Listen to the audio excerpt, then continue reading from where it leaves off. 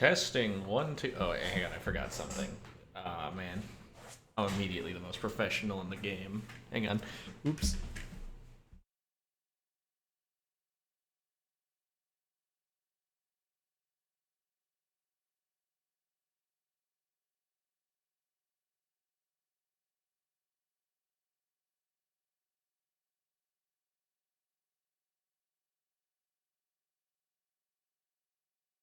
Hey, sorry about that. So first things first. Go. Stretch it out a little bit. So, last time I was in the middle of delivering some information, and during this, I was cut off by my PC running out of disk space for the recordings. Don't worry, fix that problem. Ava, hello. Yeah, for anyone who's watching the VOD in the future, part of the last stream got cut off where I was explaining that if like I might grind off screen, but only to increase the amount of viable weapons we can use, just to show them off. I'm not gonna do it all up. I'm not gonna do it, and I also wouldn't do it to upgrade a weapon beyond what we have achieved on screen, because I know Souls gamers being who they are, grinding can be somewhat contentious. Now I'm gonna get bodied by this absolute unit and his funny hitboxes. Oh, we're doing no damage. Yeah, this is not a fight we want to take right now. We're gonna leave him be to his own devices.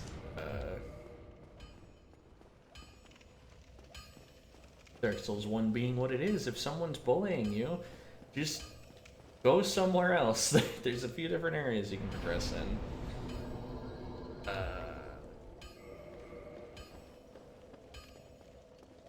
This way over to Sen's Fortress, which will not open for him, but we can meet another fan favorite character. Given that Solaire was shown off in the first one.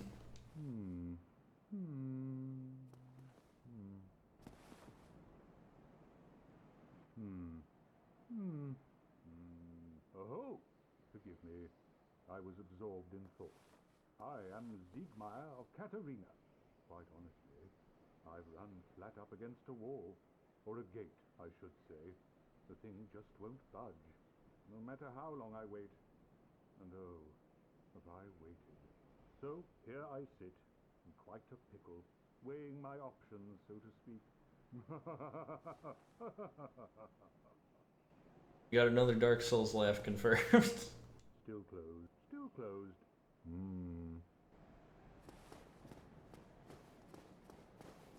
Donut. Yeah, Siegmeyer there. Bit of an interesting guy. Again, we haven't really got much to go off of other than that he is stuck right now, though. A lot of, like many things, his character has been kind of up to multiple different interpretations by different people, given the way his story goes. He is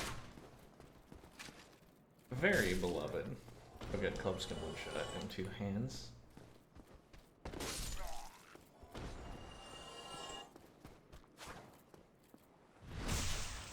Come to a decently sound conclusion while I was looking at the weapons list in this game, and that there's no super fancy weapon that I really want to show off that like speaks to me.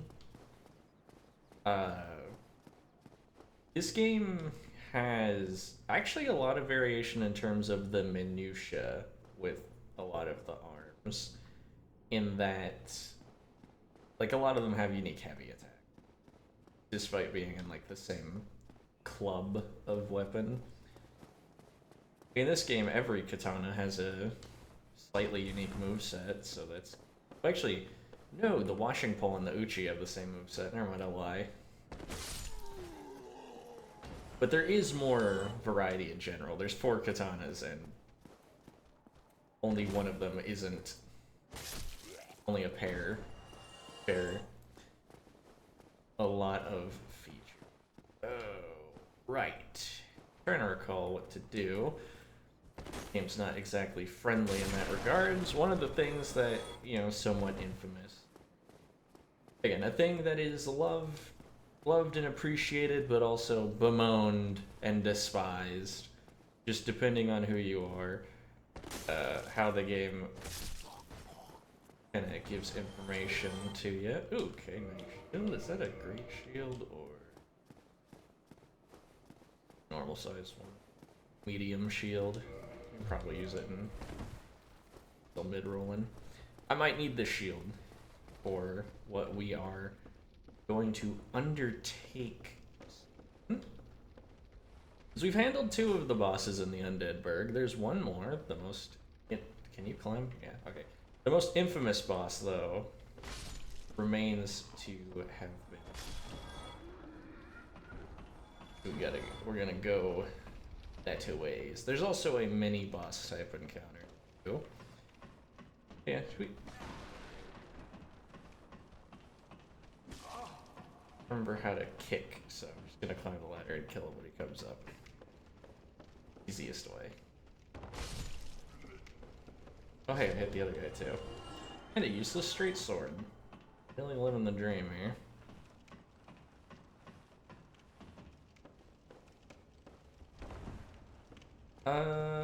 Yeah, so there...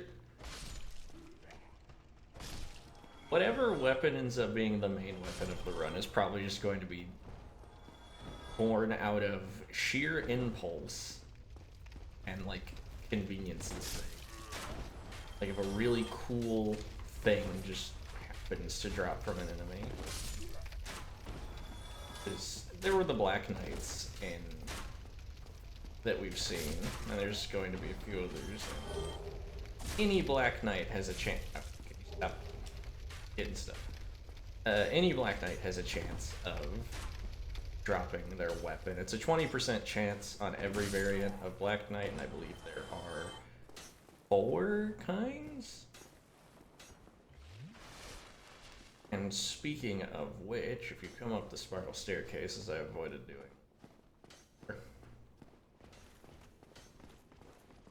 another Black Knight. This one using the Ultra Great Sword. The just absurdly big. Ouch. Okay, luckily he's spamming that move that makes him open, so. Of the Black Knights, I wouldn't really recommend trying to parry this one. His attacks are a little weird for it. Just Titanite chunk, no sword. No wild pivot into being an Ultra Great Sword build. Texture on the shield's awfully shiny. Also, I will, other things is I have moved my PC into the other room, so the vent will never kick on, and you'll never have to hear the vent again. Problem. This room is pretty bare, because I wasn't using it for much. So the acoustics, very echoey. Okay, that rat's just tweaking. He's doing a whole combo over there.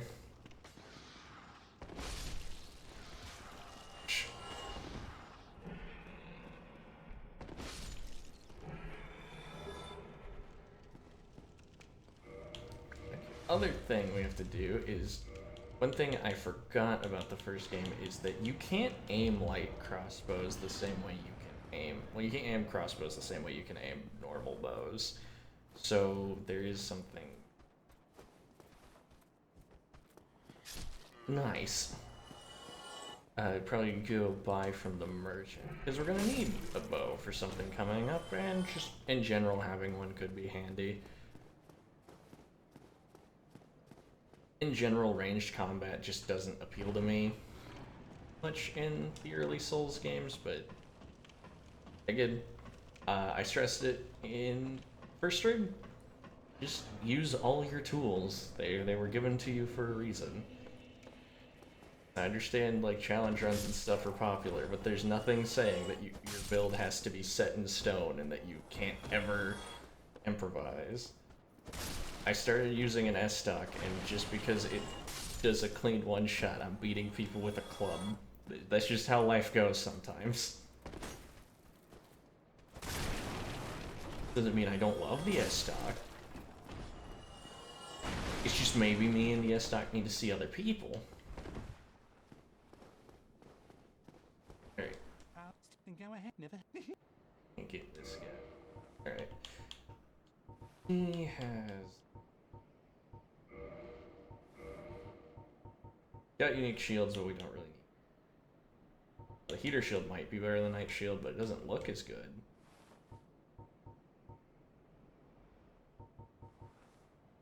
You want the scimitar? I might.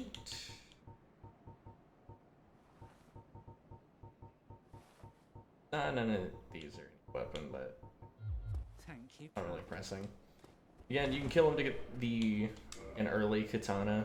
Otherwise, you'll be waiting quite a bit. Not quite a bit, but it'll take a minute before you can get your hands on a katana ethically. So maybe Haven and his skull might appeal to you. I don't know.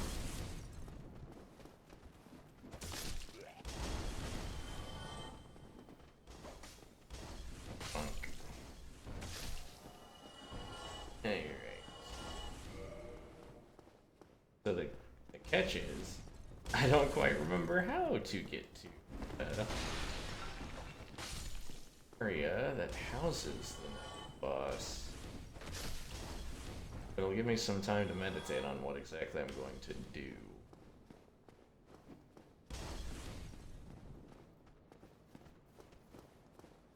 I remember reading some mumbo jumbo while I was doing some research for the run. Say I was bored and I had Fextra Life Wiki open on my phone, which Fextra Life is not a particularly good wiki. I will warn you. It's helpful. Like, it's not outright wrong as much as it used to be, but it's still, especially with this game, some of the more esoteric mechanics they're listed wrong, and then you just have to trust that someone in the comments has corrected them, and then there's people in the comments who are just completely off because either like they remember, or like they're remembering something incorrectly. The whole thing. Yeah.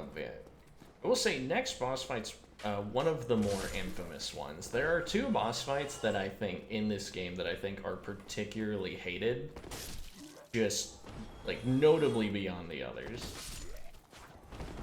And next one is probably the biggest of, well, the next one's probably a big reason why people drop the game. Other boss that's infamous has the decency to be really late in the game, so you're probably already in. You're committed at that point.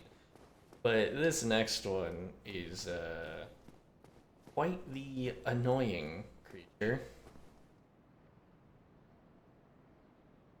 Added for something I don't care.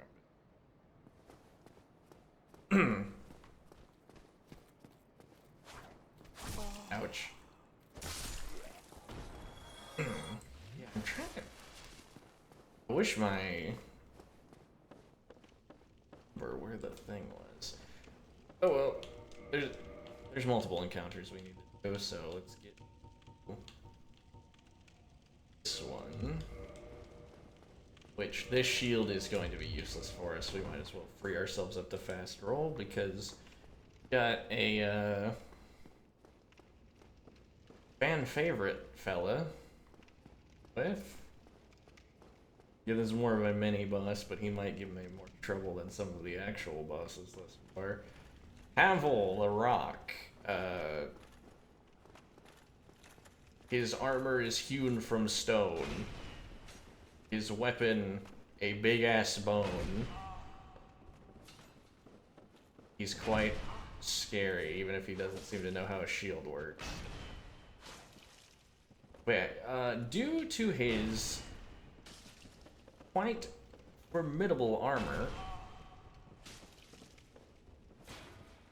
you will find it very difficult to stagger him without use of quite large armaments. So you're gonna have to play the spacing game with Mr. Man here for a while, because he's quite frightening.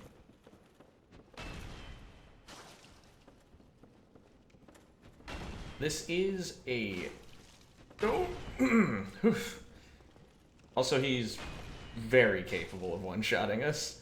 This is something you can only access if you start as the thief or have the key as your starting keepsake, like the master key. Because yeah, this guy... couldn't tell. He's not exactly on the same level of everything else we fought. The only thing that's come close is the Titanite Demon, and I pussed out a fight in that, so. That backstep attack was actually a really good idea from the AI, who doesn't have like ideas in the traditional sense, but you know.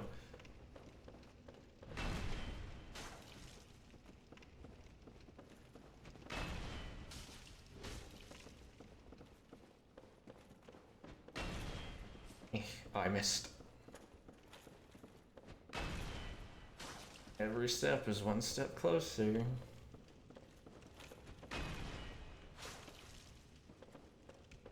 This isn't difficult, but the... Okay, this might be a bad spot to be. Oh, he just decided to block the whole time. This isn't that difficult, but again, the punishment for making a mistake is that I have to start all over again, so, you know. The nerves are really what gets you. There's an entire boss fight in Dark Souls 2 that's just like, it's not hard, like, but it will take a while. Oh no, I didn't space that right. Well, let's on the next platform to get a chance to drink. Yeah, there's a whole boss fight in Dark Souls 2. It's like, it's not difficult. Moveset's not that complicated. But it has so much health that you're gonna get sloppy. And he's gonna hit you. And when he does, it hurts a whole lot. And that's more or less what we're doing here. Granted, if we came here later with a more upgraded weapon, could have maybe avoided the problem of this whole not doing that much damage thing.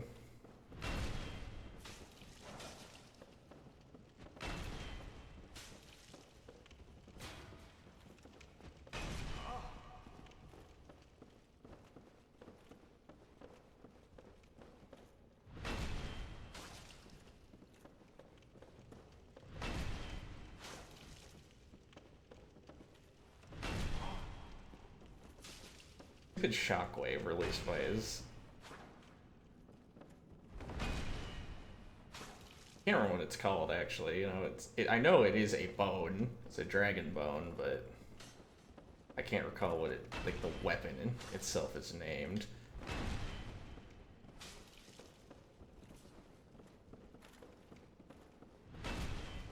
Don't get greedy just because he's low. Alright, finally! And we got Havel's Ring. That's never coming off our finger. That boosts your maximum equip load, which is important because it makes it easier to fast roll. I mean, that's what's important for me, is I like fast rolling. The mid roll is just, it feels so bad comparatively. But yeah, our reward is access to Darkroot Basin, where we can go deal with another enemy that I don't really feel like fighting at this point in the game. Over there, past these crystal golems, is a Hydra. Hydra is very annoying. I'm not quite certain what the best way to deal with that thing even is. I just use it like a decent shield and pray. That's my strategy. And one time, the unique mechanic about it is it has a melee attack where it thrusts its head forward, and that's where you're supposed to hit it. Well, during this attack is when it is vulnerable to you slapping it.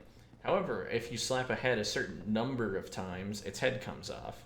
However, it does that kind of irregardless of the damage that you're putting out. So it is possible to cut off all of the heads that it uses in its melee attack, and it still be alive, which is really cool, because then you just kind of have to stare at it. So... good idea to keep a bow on you just in case for stuff like that. Locked? What do you mean it's locked? I really wish I could remember how to go down to the other area. You still staring at the sun, champ? Oh, hello there. I will stay behind to gaze at the sun. The sun is a wondrous body, like a magnificent father. If only I could be so grossly incandescent. Yeah, okay, thanks. Let's see. I mention. Alright, yeah, the dragon's taking up residence there. Don't think we could make it back if we wanted to. Alright, but we'll see. It's taken a while to give fire. In fact, it just didn't. I guess it's not a dragon. I think it's a wyvern, but you know, potato, potato. How do you get to the lower part of the undead bird? Been a minute. Let's see. Okay.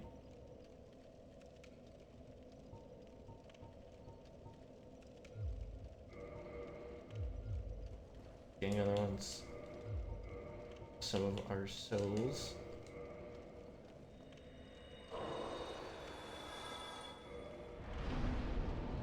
Another level. Another level. Our strength and dex are equal at 15. That should let us wield the majority of our weapons other than the big ass hammer.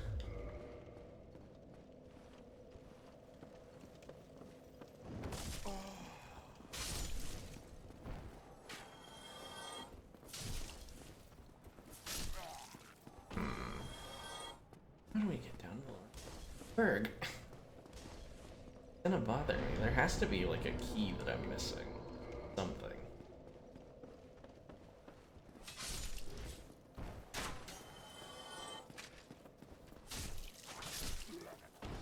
Because I fought most things.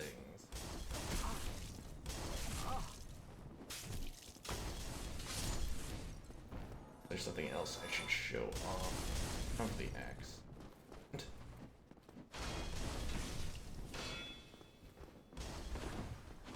Thrusting weapons, such as the spear, and well, thrusting weapons is in the spear class of weapons. Thrusting swords, and I believe halberds. You can use them while hiding behind your shield. There's a number of things that's really good for that, because I've never really played the games that way, but you know, attacking while not leaving yourself open. The biggest concern is that something that can swing really, really hard just takes its.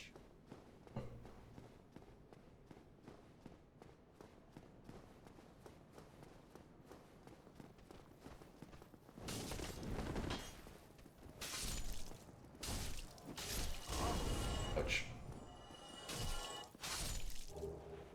Thinking. I am trying to remember how to get where I want to go. Again, beloved and bemoaned part of the game. We don't exactly have a map in front of us or anywhere.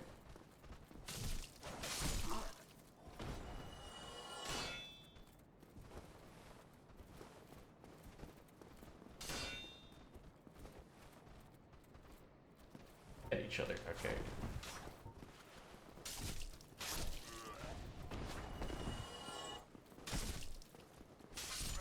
That these guys were primarily why I was using the stupid club in the first place. So much more convenient than having to just wait them out.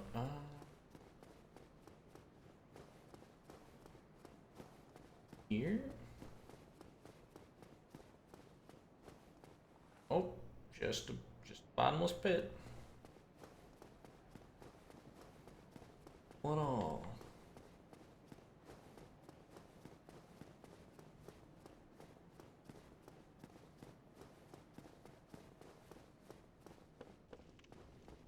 Yeah, we got access to Dark Root Basin. Will just bring us back to the Drake.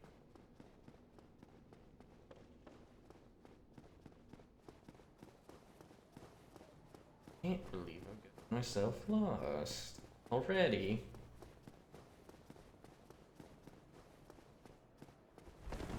Apparently, instead of just looking up cool weapons to show off, I should have been reminding myself where the key to the lower undead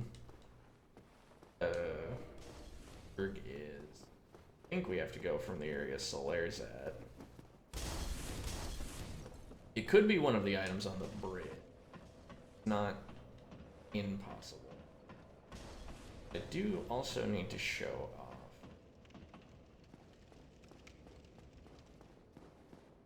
Let's see.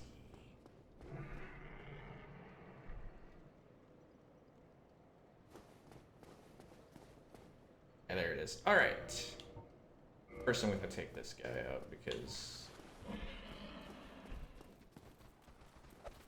Oh, I guess another thing I'll show off.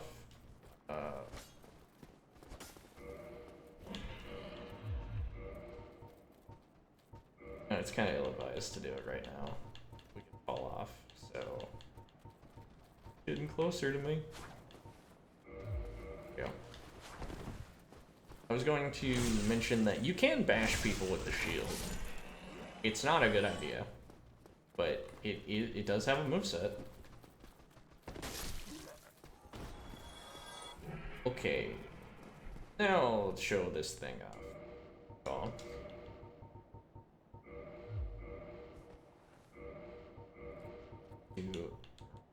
With arrows. Can't do this with crossbows for some reason. Just all things. Fix that in future. Okay.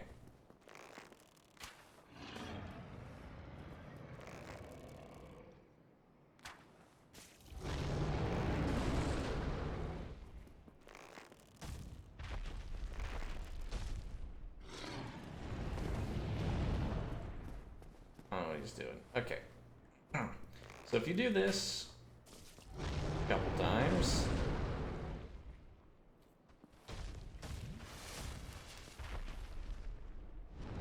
no idea what he's doing up there, but that's not important. Eh.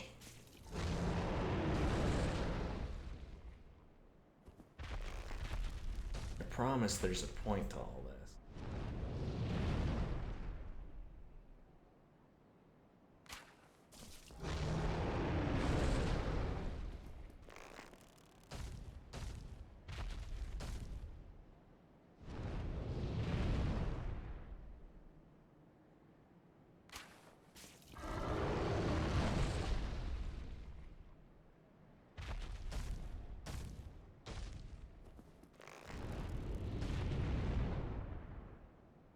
Any day now.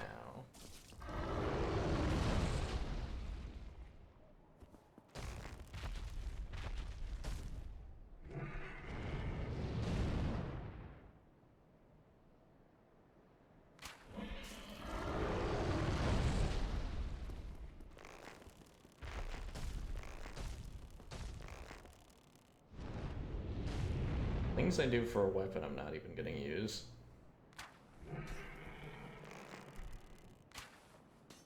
Ah.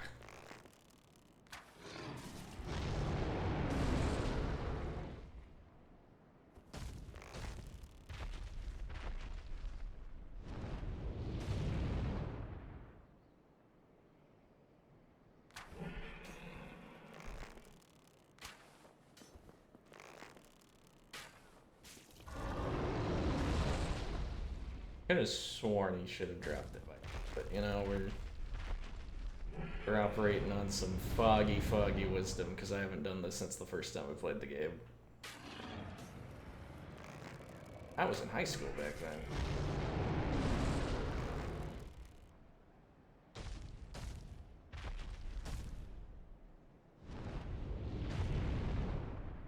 Sword.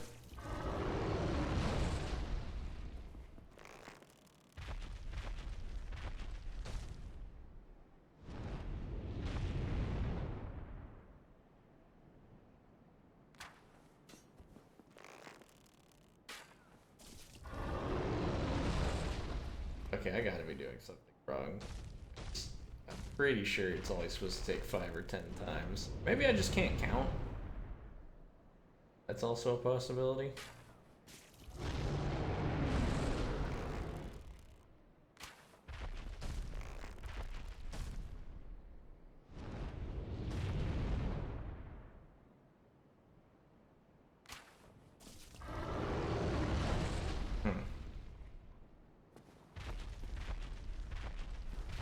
Something's not adding up here.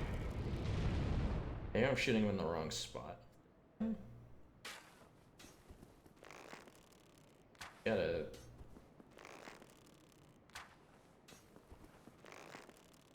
give him the business in the tail.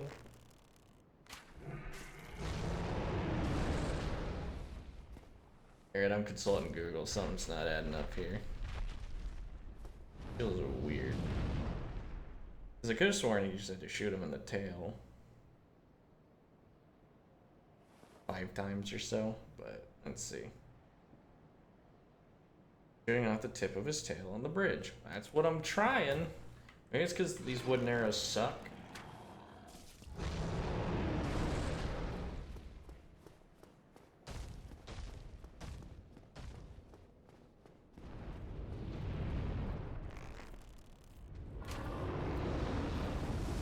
Okay, yeah.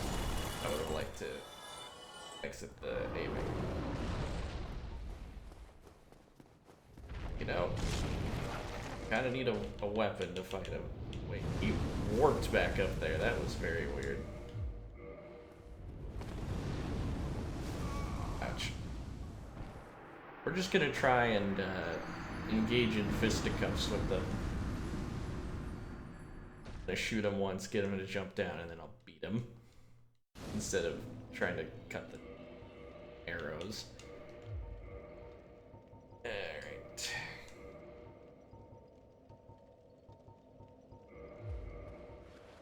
Dragons are weak to 2 things.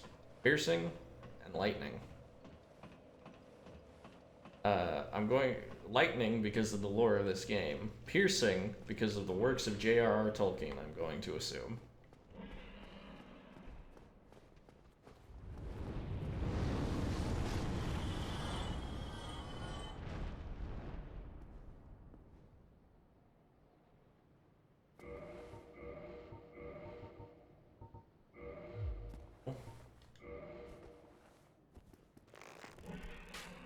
Come down and then...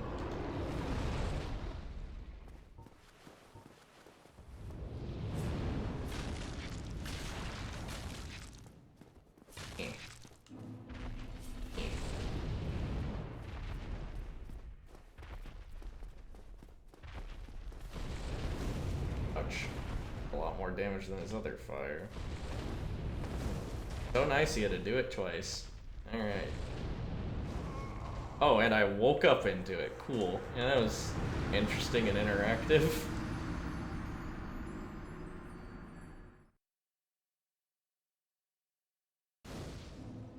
Alright, this... I'm beginning to feel like this just isn't worth it.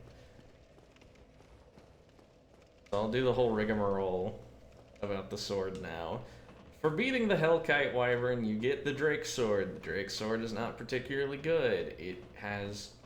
it doesn't scale with any stats. It hits pretty hard from this moment when you get it, but then it falls off like a rock.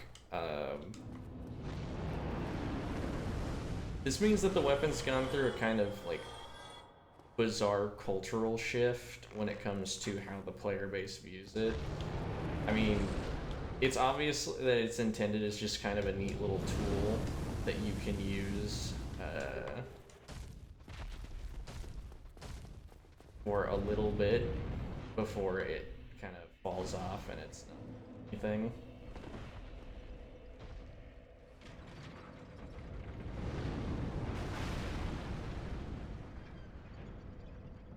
Why would you do that? Yeah, it means that it's kind of like these days just considered a noob trap weapon. Like, oh, you wouldn't need the Drake sword if you were good, so just skip the middleman and get past the game where the Drake sword's actually good without it. And I don't know. I think it's still viable for its intended purpose, which is as a short-term power boost.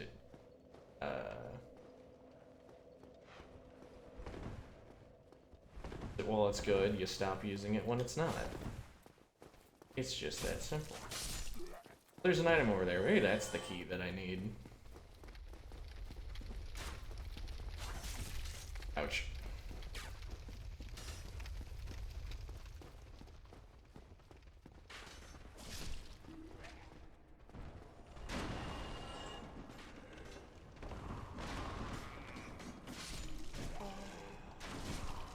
Right.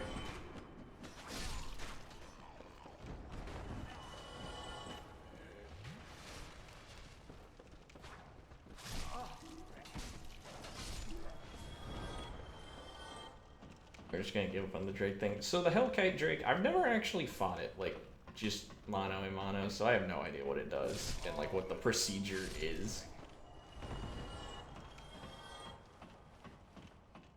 I've just always, you know, shot it in the tail a couple times until it drops its tail and then today. But then again, it was only something I did the first time I played the game because it was at a buddy's house. He was giving me sick tips and tricks. Like, well, okay. I think it's a good idea. I'll cut it off its tail.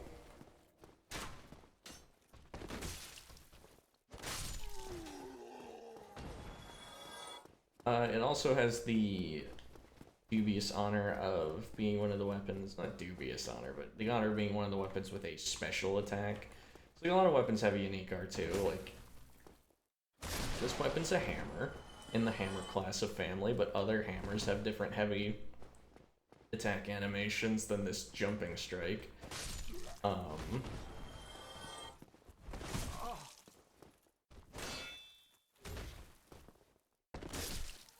Anyways, other things have different animations than the jumping attack.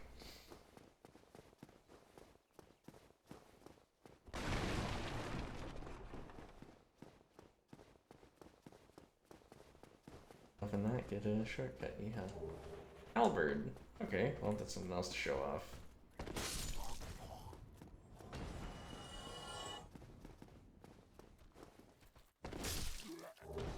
Basement key. Yep, there it is. Alright. Now we can proceed how I intended to.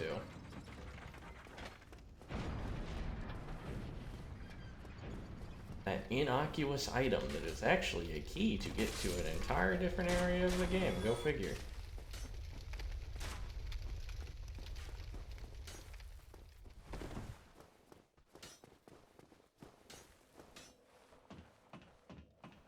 But, I was onto something. Lost the train of thought completely.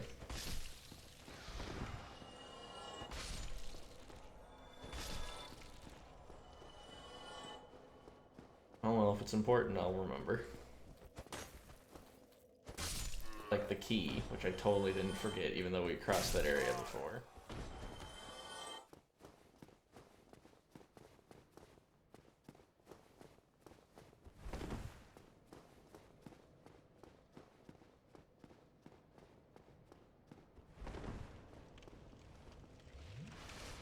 But we can get another level, which may or may not be important for what we're doing. Now with this key, we can make our way to the aforementioned one of the really infamous parts of the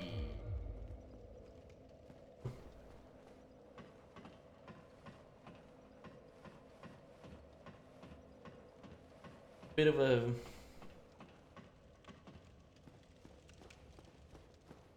I don't like how I'm fine with having the quiver of arrows, but the bolts look weird.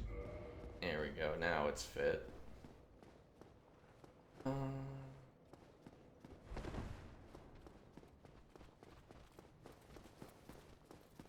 Heck. Oh, the Drake's not there anymore. Well. Oh well.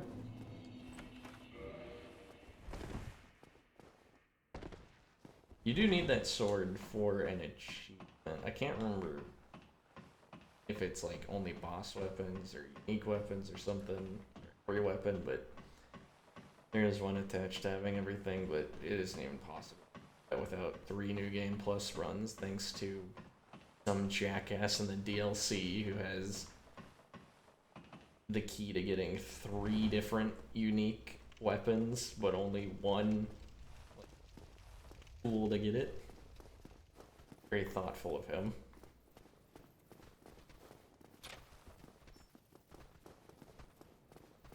Maybe they won't come after me.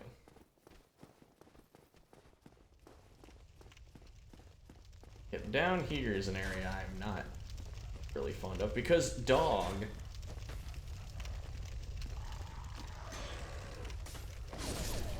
Dog is man's best friend, but FromSoft must not agree because every game, dogs are horrifically annoying to fight. Somebody, anybody, help me. Unlock the door. Damn, I'm finished. How did this ever happen?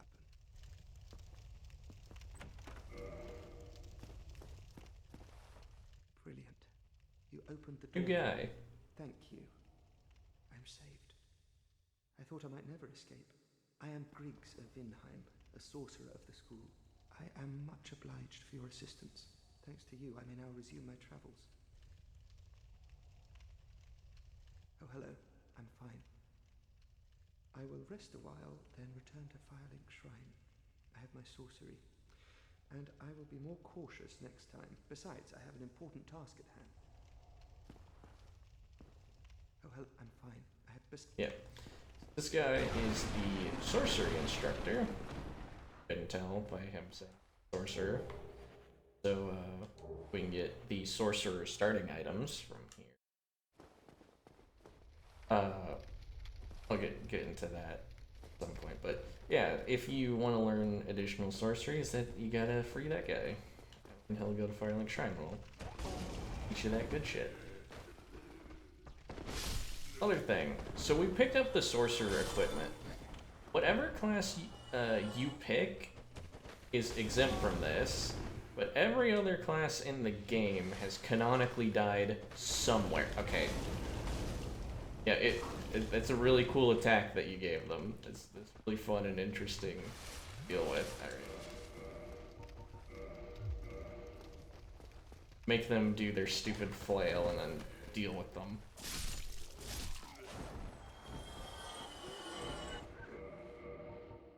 Annoying things. Okay, I also wanted to mention this. So halberds are probably my least favorite weapon type in the game. Just kind of consistently through the series, I do not like halberds. I have this whole like stupid formula in my head about like speed to reach, like speed, reach, damage, and like coverage.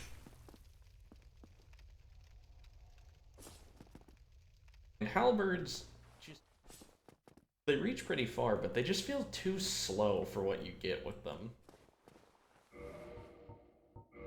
I've never really enjoyed using them. Going back to the club.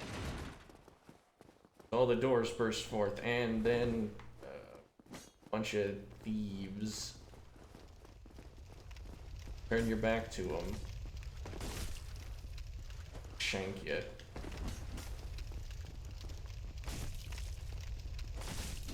Ouch.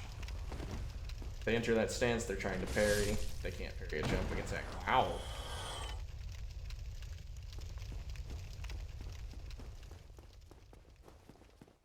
So it was pretty cool. Yeah. The dogs in these guys are why I think having a shield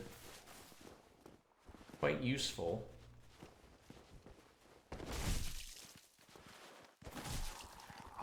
Okay. See, I kind of turned around, and that meant he instantly went into the backstab thing. Yeah, these thieves are special because they bring a fucking dog with them. Annoying ass creature that it is. Okay, we can one-shot a dog. That's important. That's real.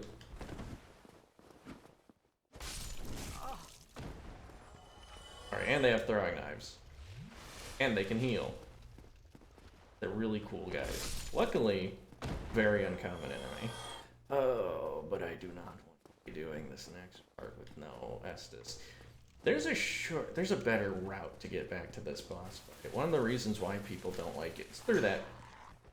By the way, one of the reasons people don't like doing this boss fight is because if you take this route, like imagine fighting all those thieves and all the undead soldiers in the way every time you wanted to get to this stupid fight, which is not a fun fight for the record.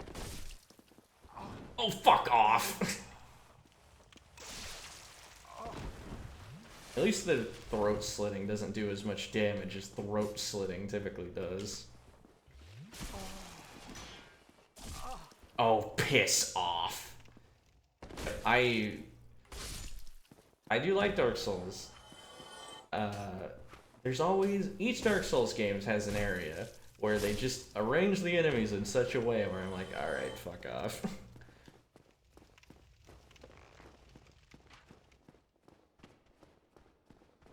This.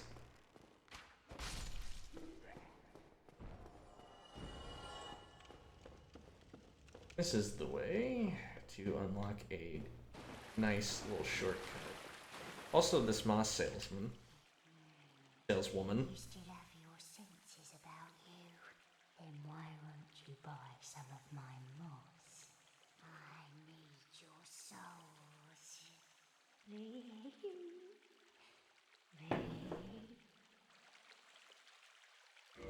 NPC laughing.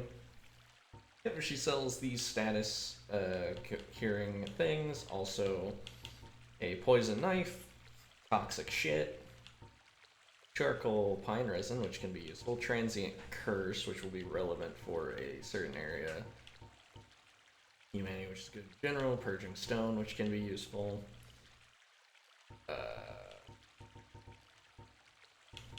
I will buy some prism stones. I might actually use these because I'm quite dense. They're just breadcrumbs. It also sells a variety of arrows, which could be useful for an aspiring archer. They are kind of expensive for what you're getting, though. Expensive for the souls we are earning at this point in the game. A wonderful place, don't you think? We have water, moss, moisture, these nice iron bars. I like it here, I really do. Nothing good ever happened to me in life, but now that I'm undead, I've never been happier. You come to this land at a bad time. There are nothing but hollows in these parts. Save for me, of course. You're undead too, aren't you? You be careful then. Well, but she's having a good time. Let's see. If you attack her through the bars, she retreats far enough back that you can't talk to her and interact with her anymore. And she has, like, the longest unbroken chain of dialogue in the game. As she rants and raves about how big of a dickhead you are for doing that.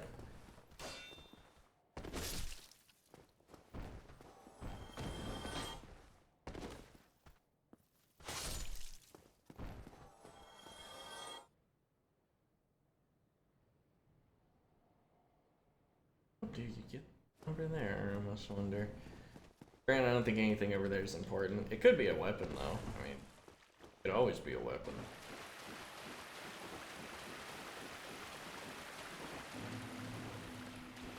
Any of the shiny white items could be anything as useful as a key item or, like, literal crap, like, garbage.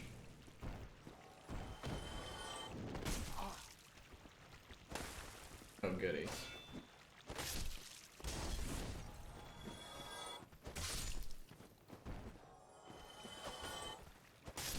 Okay. Now that we're back at Firelink, the good bonfire. Also, I can learn magic from that guy, but my intelligence is low. I'm never raising it. We can't use magic.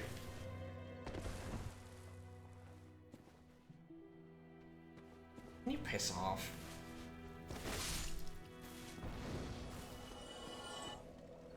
There we are.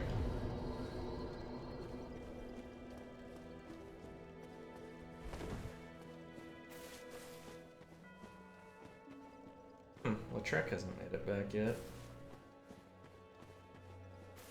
Oh well.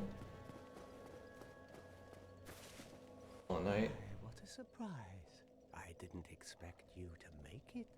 Oh, somebody rang the bell. Wait, was it you? You never give up, do you? I don't know how you do it. Well, don't stop now. Only one more. But it's going to be suicide. I really should keep a running tally of how many characters end their conversation by just laughing.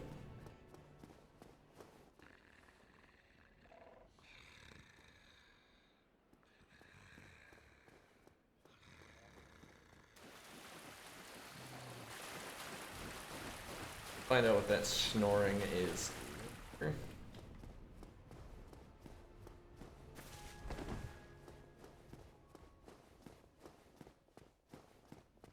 Wait, why is there a message here? Oh, just telling you. I was gonna say, I'm in offline mode, so we shouldn't be seeing any messages that aren't from the devs themselves. I understand that I am but a small streamer, but that doesn't mean I want to get invaded. Just... You know what? I think that's a topic I should have, is my controversial hot take. My controversial hot take. Dark Souls PvP is garbage, and I hate it, and it's probably at its worst in Dark Souls 1. I mean, every Dark Souls has bad PvP for...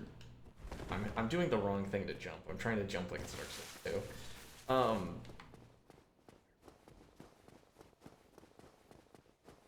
Every Souls game has its hiccups when it comes to their PvP systems, and I just don't like it in general. And invading is a mechanic that I think is conceptually cool, actually annoying as fuck. Because if you want to have, like, if you want to have messages on and you want to just explore and you commit the grave sin of reversing your hollowing so you don't look like beef jerky for a little bit, guess what? You can now be jumped by anyone who's looking to start beef with you. And odds are, because they're invading, they're probably built to fight players, while you, who are fighting the skeletons, are probably built to fight the skeletons, not another player. You're not using a sweaty PvP build, so they're already, like, they're coming at you in advantage. Granted, you have more flasks. However, there's nothing stopping them from just camping out where enemies are, so they can fight you with the enemies.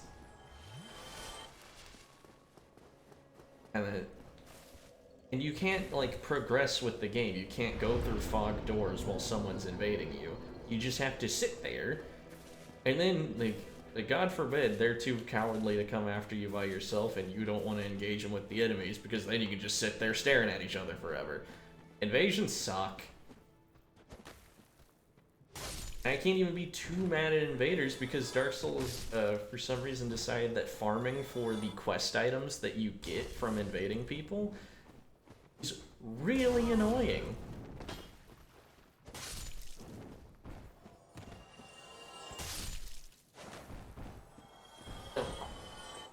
And I'm not gonna say that invasions don't lead to like funny moments or whatever, and I've never laughed at like an invasion montage. It's just like, I personally wish that I could opt out of the system while still retaining some of the online benefits, because I don't want my experience just being jumped by some guy. Because like, I'm already... The game, it has an easy enough time killing me and preventing me from making progress. I don't need the help from some guy to make it even worse. Also, I would have died if I had actually fallen down there.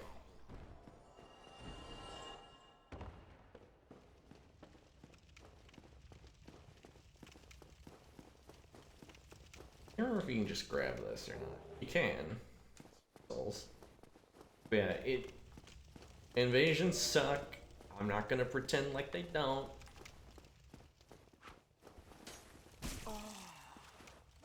Ah, damn it. Yeah, I was about to mention that he entered the stance as I was swinging, which was really cool of him.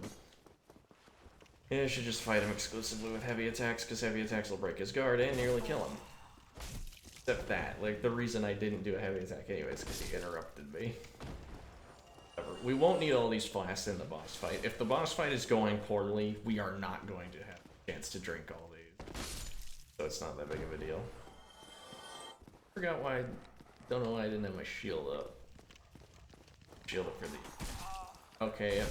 Dog ran past me somehow.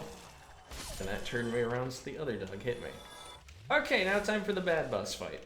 There are things you can do to make this fight easier. The shield is the simplest and most intuitive one. Everything else I think is kind of silly for you to be expected to use, but let's get into it. Capra Demon and his pet dogs. Let's be clear here, the Capra Demon is not that tough of an enemy. It's the fact that he brought his pet dogs, and that this arena is a terrible environment, like that. Couldn't run past him because there was a space. Fucking... we might be here a minute. There is a video by the YouTuber Illusory Wall, who... I believe it's Illusory Wall, who covers this fight in detail and covers the solutions to the puzzle, because he swears that it's a puzzle fight. I swears it's still kind of garbage. And like, some of them are really silly.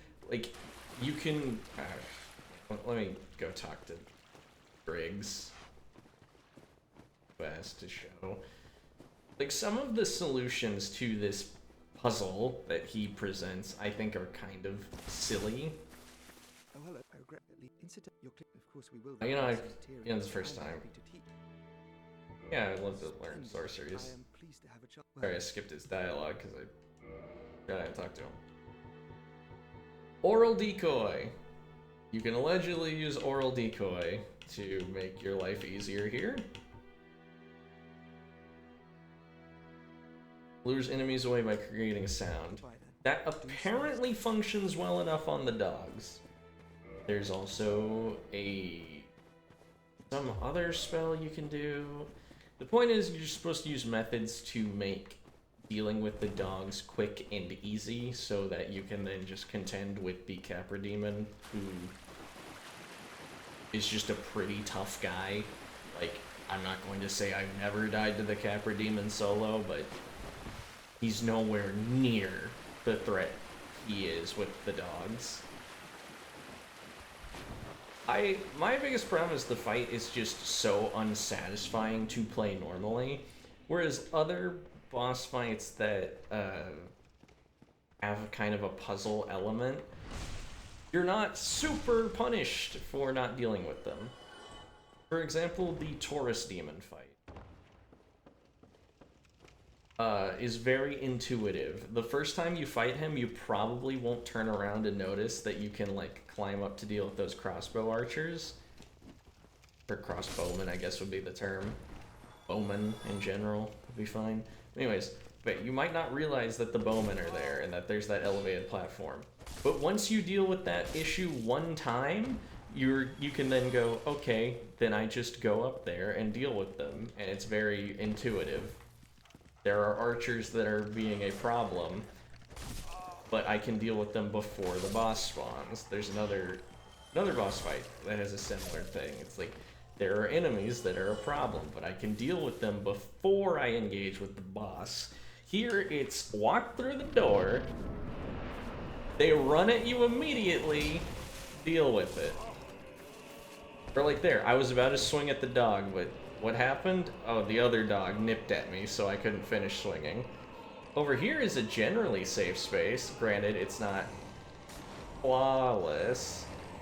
You can use this space to use ranged attacks on them if you so wish, if you have any. Yeah, the shield is... Oh, yep, sorry. A dog interrupted my jumping attack, so we got nowhere.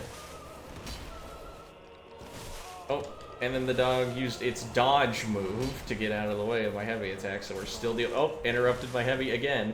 Did you see? Interrupted my heavy again! It's so fun! Dude, I love the dogs in Dark Souls games. They're so fun! I heavy attacked 4 times and none of them worked because the enemy just happened to take an action that stopped it. This is why people hate this fight, because dogs are a terrible enemy type. It could have been 3 hollow soldiers with, like, it could have, 3 would have been fine, but yeah. If it was just these guys, or even the ones with the big shields, no one would have given a shit. It is dogs are awful. Dogs are awful and they shouldn't be in a boss room. That's it. End of. I don't care that there are workarounds to the dogs. It is not satisfying difficulty. It's not like I'm going to use oral decoy and go like, oh yes, I'm going to go, why the fuck did the devs want me to use oral decoy in this fight? It's worth mentioning that if you don't want to deal with the quote-unquote intended solutions to the problem, you can just throw bombs over, like, through the wall, and they can hit the boss, and you can kill him without stepping in the arena. Now, I wouldn't recommend doing that, because then you would be denying yourself of this lovely time that I'm having. But I think you should experience what it is to beat it properly at least once. Also, yep, he entered the parry stance after I buffered an attack. That was really cool of him. Yeah, this entire area could go fuck itself. It's such a miserable little section of game. But it's fine. Again, every Souls game has at least one bit where I'm like, why is it the way that it is? And here it's dogs. Oh, sorry, yep, that was a really cool camera. Like, even without the constraint, like, without the being supported by a boss, I don't want to deal with these fucking things. Luckily, oh, yep, hit me while I was in the swing animation. In future games, this interaction right here gets a lot better, because instead of just, like, kind of bouncing off the shield, they do a very exaggerated, like, fall on their back and, like, kind of flail around if they bash into a shield. That makes them so much more tolerable to deal with, and it poises, like, blocking as the dog solution. You just wait for them to attack into your shield, and then you give them the business. Alright, let's try this again. Let's try and... oh, no. It's also the way how good it did a dodge roll, just so, like, ugh.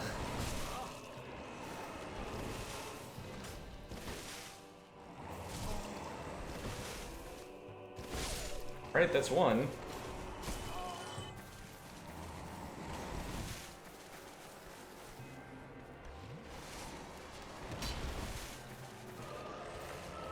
Yeah, but I care.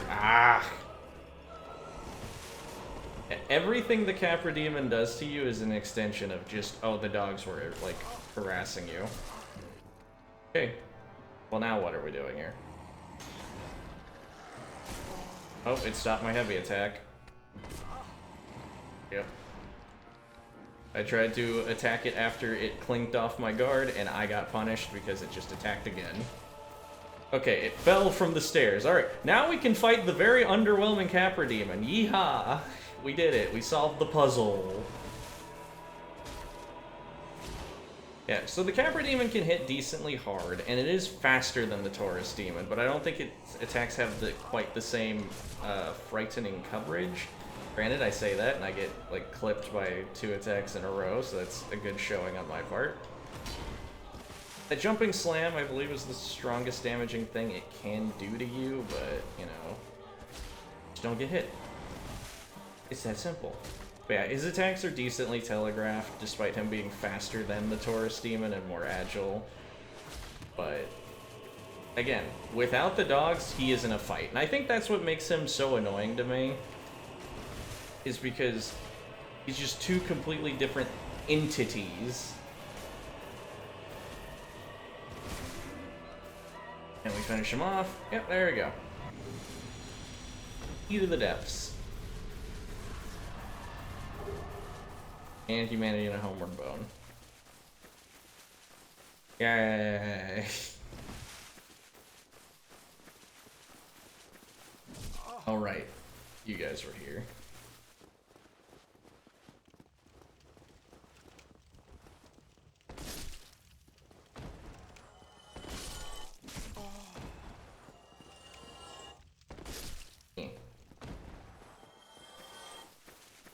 Now, oh, you know what? Maybe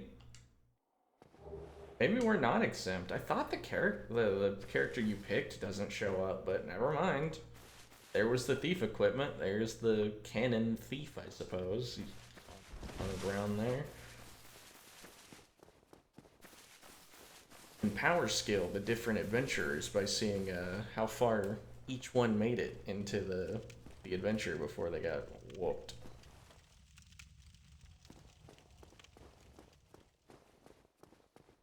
I can't remember which character gets the farthest. I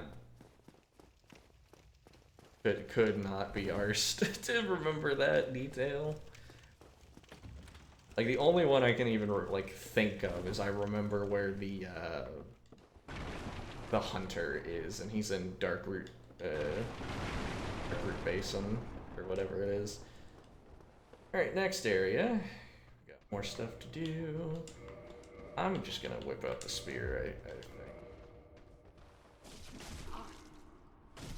Okay, despite doing counter hit damage, that's not good enough. We might have to consult Andre or Rickert to have our equipment up to snuff. What's the heavy attack on this look like? Okay, just very exaggerated stab, got it.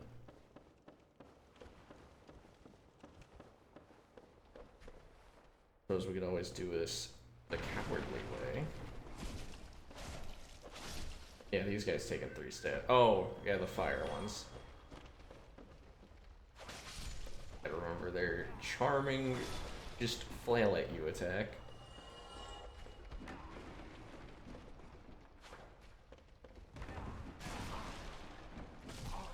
Wow, I love that combo he did by animation canceling by falling off the stupid table. The real comedy of errors that I'm going through right now. I've boldly decided to stream on the day that Silk Song came out, and everyone is probably either playing Silk Song or watching someone stream Silk Song. But I mean, it's not like anything like that's really gonna hurt my bottom line. No, for some reason Portal 2 was the most successful I've been.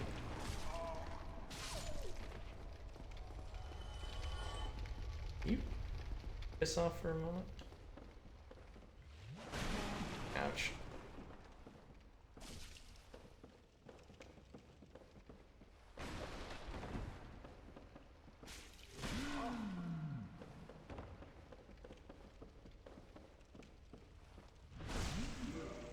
backstabbed.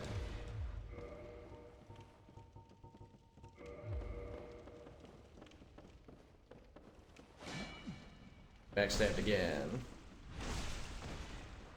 Repeatedly backstabbing enemies who are susceptible to it is a decent strategy in the first game. It's easy to do.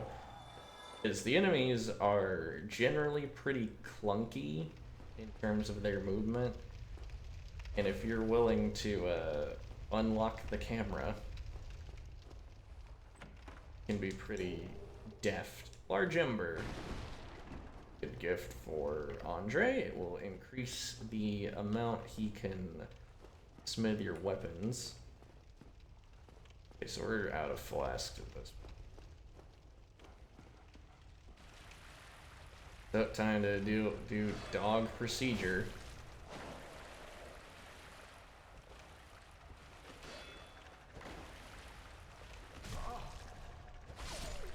Alright, we're definitely not gonna make it through here. The next bonfire. Oh well.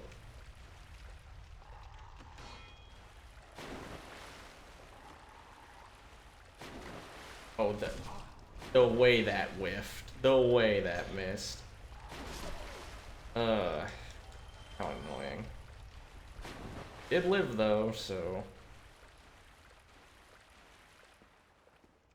Small comforts.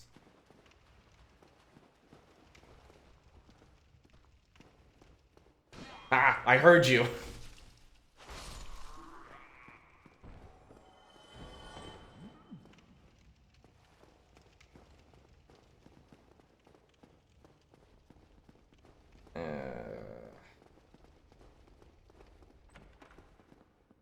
Do a no hit against that guy. Please tell me there's a bonfire at the start of the sewers. Oh. And cool thing, the shield doesn't have 100% fire resist, so that torch guy is quite a threat. Ah! It's ogre.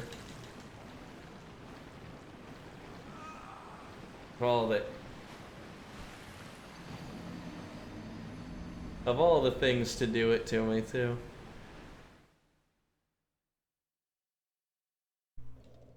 Well, it's fine. It's not too far a walk there. I think the only reason it took so much out of me was because I was running real low. Is all the Estus the boss took from me. Oh good, I got hit by the lingering fire. Oh. Okay, he just did the falling damage. Alright, time to kick in the super cool souls technique. Running past every enemy and not really giving a shit. It's...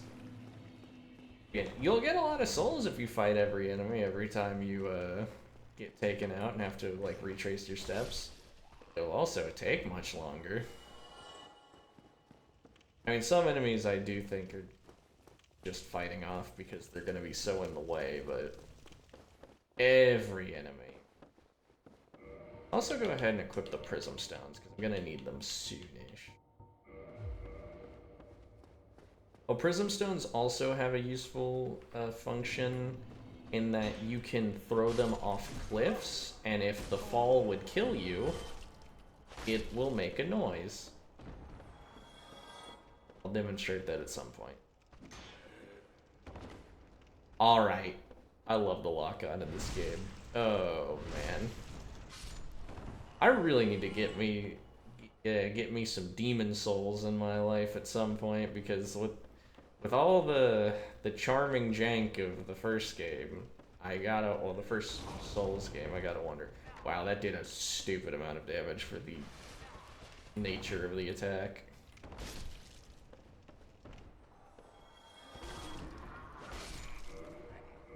Here, maybe I'll give the halberd another shot, because at least it has, like, better stats. Pokey weapon. Okay, I can one-shot these guys. The winged spear can't do that.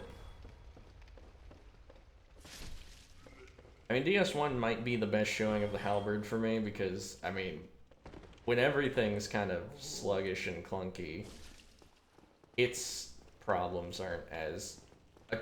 Are you okay? Just doing your run animations, like, we're in a fight, dude. It's like, enter your stanced up AI.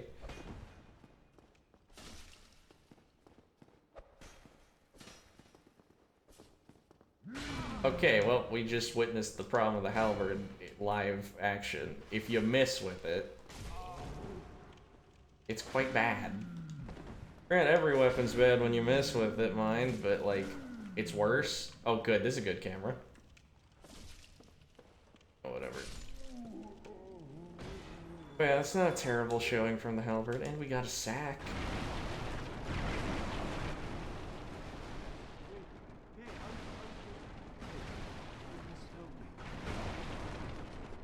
Another fellow. We now have a pyromancy teacher. Thank you. I would have been a supper without you. Been eaten alive. I shudder to think. Thank you. Thank you dearly. I am Laurentius, or the Great Spawn. I will not forget my debt to you. Oh, hello. I'm fine, thanks to you. Alright, Mr. Man here is the pyromancer teacher. Pyromancies in the first game are busted. Dark Souls 2 and Dark Souls 3 will settle on pyromancies as being the intersection between faith and intelligence. Whereas miracles... right. As miracles are intelligence and... Sorry, as miracles are faith and sorceries are intelligent, pyromancies are kind of both. In this game, pyromancies are nothing. The only thing that matters is how upgraded the pyromancer's flame is. Oh, where the fuck did you... I'm not in the mood.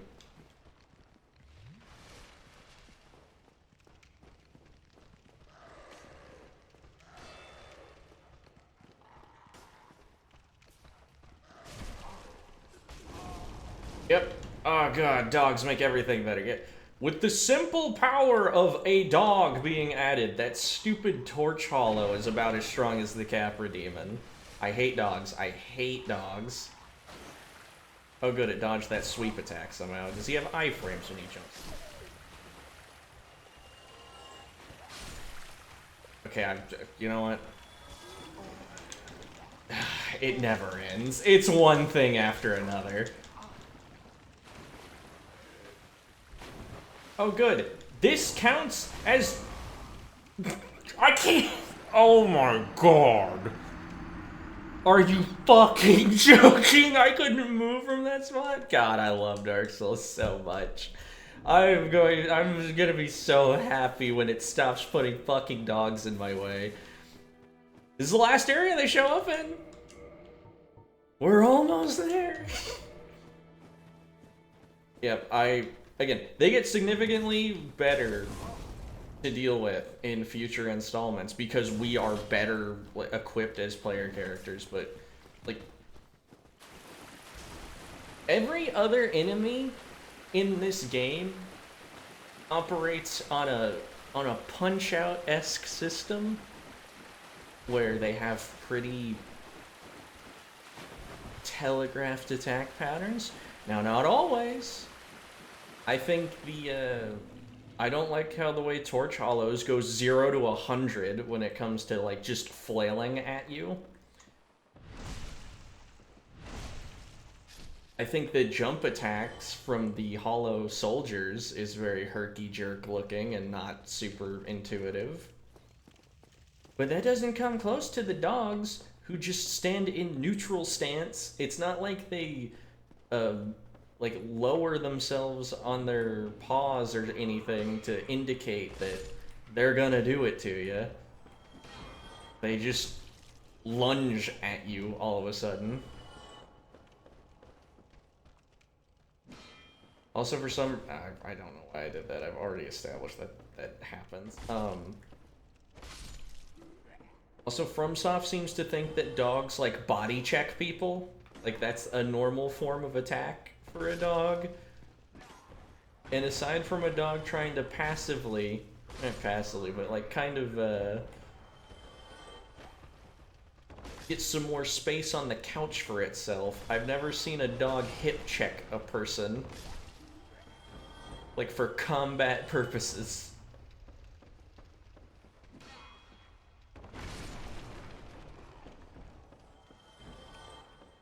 Yeah, going back into it. I think my biggest issue with Dark Souls 1 and 2 is just sometimes the exploration is just so mind-numbingly infuriating. I don't think Dark Souls 1 or 2 has many bosses that are anything I get mad over. Other than Capra Demon, mind. Capra Demon is the only boss in this game that pisses me off, and, you know, that's behind us now. And again, it's not even the boss. These fiends.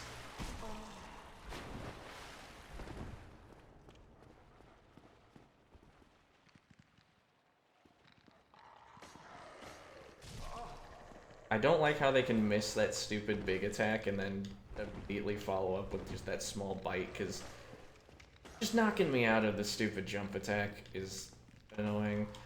These dogs might be the strongest argument for poise in the series.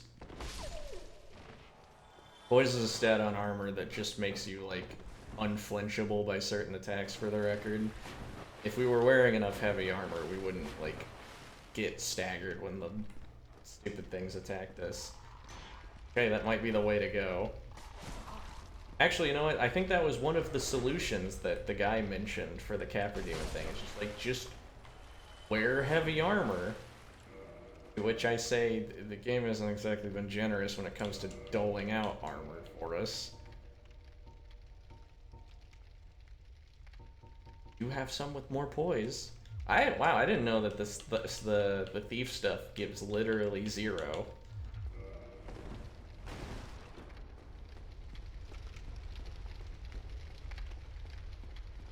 Yeah, big slow enemies are thwarted by you being agile and fast. Fast enemies are thwarted by you just being built like a brick shithouse and not caring about their petty attempts to attack and stagger you. You eat it up for breakfast and just smash them. I just don't like heavy poise because I understand the appeal of the power fantasy of, like, charging through attacks and swinging. I just don't think it makes for super engaging gameplay to just muscle through everything. Granted, you still have to manage your life, but hey. Also, we lost a lot of souls thanks to this stupid event, but I'm trying to not think about that. I mean, that'll happen. I don't even know where the stupid torch hollow that, like, gave us grief even came from. The one that fought us with the dogs? Like, I didn't see him this time around. Oh, there he is. He must have just been way down the hall or something. I don't know. Let's deal with him by himself, because it'll be much more palatable that way. Go on, do it.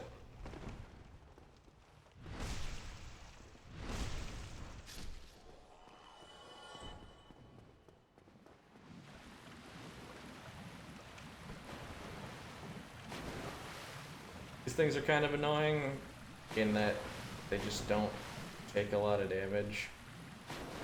Not all that threatening either, but they're in the way.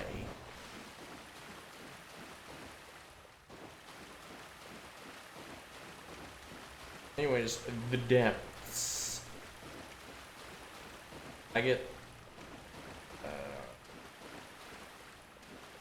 this is where we lost the souls. If only we had made it a little farther before we got stuck in a wall because of a torch and some gunk.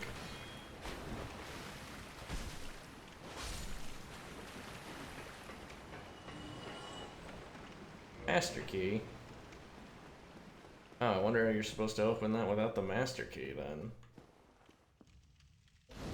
Oh, I was this close to a bonfire too. The things that just barely went wrong for me, or compiling, and I am not happy. And he jumped first, so I lost. Alright, this area kind of sucks. I get lost in here real easy, because it's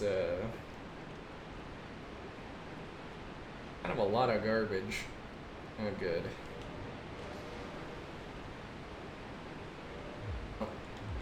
Go back to the halberd, because it's just a lot of nonsense. Spin! Hey, a great axe. That's another class of weapon to show up, but I don't think we're nearly strong enough to use it even. Yeah, we need 32, so to two-hand it, we would need 21 or 22. Okay, can the rat get off? Sewer levels. That's a normal-sized rat. Oh, it distracted me from the rodent of unusual size. Sewer levels. Not pleasant. I don't know why they're so pervasive. I don't mind them too much, but it is kind of a... Because, I mean, I can't smell this.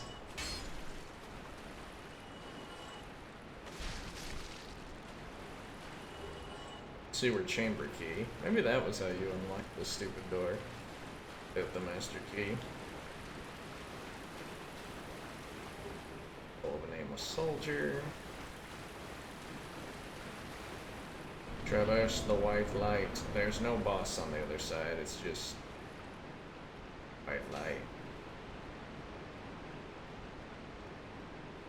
Anyways, I don't know why sewers are considered so, like, interesting or whatever by game developers. Ow. Ow. Ow. Okay, so I tried to press my luck there. I shouldn't have. I should have just rolled off, because I should have known he was going to do his infamously long rat combo.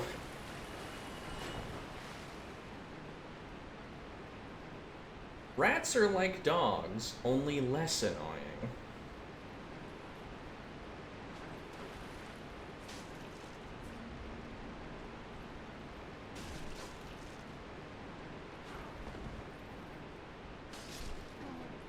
Out the channeler.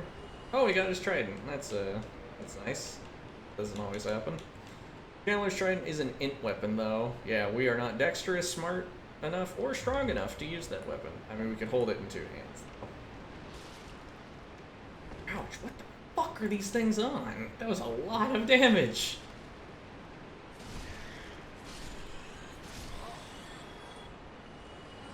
All right. You do want to take out that channeler, though, because things could get bad for you if you don't. There might be another one that you also have to... Why were you in a box? I wanted to break those boxes. Large Titanite shard. Okay, well, it wasn't for nothing, then. Yeah, there is a boss fight in the sewers. Not a bad boss fight, but... there is a channeler who overlooks it, and the boss fight becomes bad if you don't kill that channeler. I do think that's also a dick move, though, because once you enter the boss room, there's not really any way to deal with the channeler that's overlooking it, unless I guess you could use a bow and try and take pot shots at it between dodging the boss, but that sounds miserable. Well, best to kill him before he becomes a problem. Big rat. Alright, well, let's just try and use our superior human brain to defeat rats. Rats are infamously not smart. Promise. You know, what if I just block him? Oh right, I am not strong enough to one-hand my halberd, so then I swing it like an idiot. Alright, let's do an emergency substitution of the spear that we can actually use.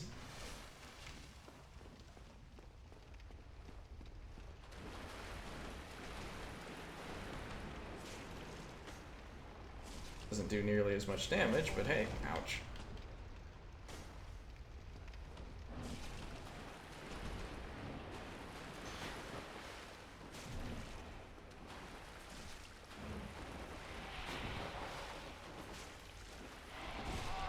Okay, that out of our dodge roll in a very weird way.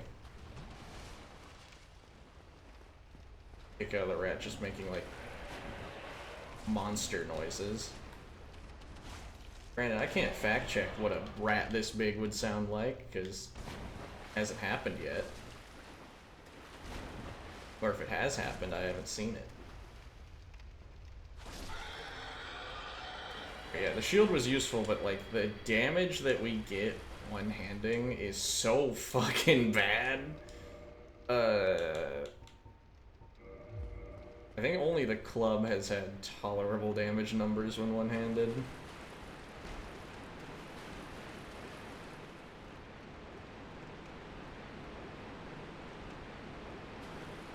Oh, I guess I'm going down anyways. There's one thing in this area that can be really annoying if you run afoul of it. So there he is, the bastard. I recommend taking these fights very carefully because the punishment for not is super bad.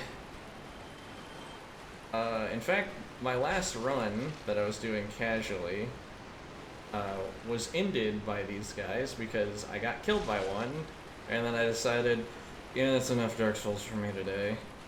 And then that day turned into like, because then I just stopped playing.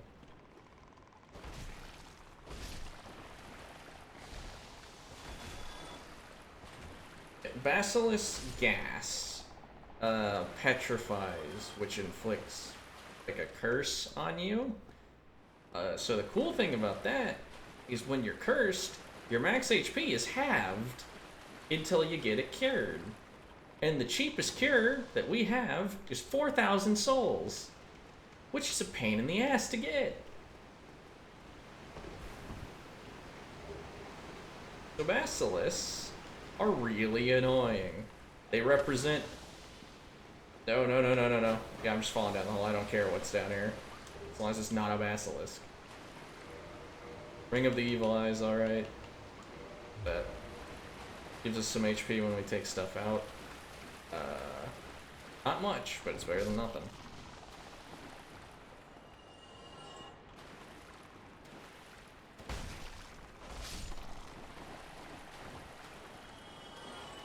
Yeah, Basilisk. This is the only game I think that their threat level is really high. Also, they drop Eye of Deaths rarely. That's useful for a Covenant. So all of the Covenants in the game are tied to multiplayer actions that you must undertake. And then if you get enough of the quest items by doing the associated multiplayer action, you then can... Oops. Back down where I already was. But you can then turn it in for fabulous prizes. By fabulous prizes, I mean like a unique spell that sucks, or a unique spell that's good, maybe a weapon if you're lucky. Eye of Death is associated with the Gravelord Covenant, which is a weird one. Okay, well, if they're gonna be stuck there,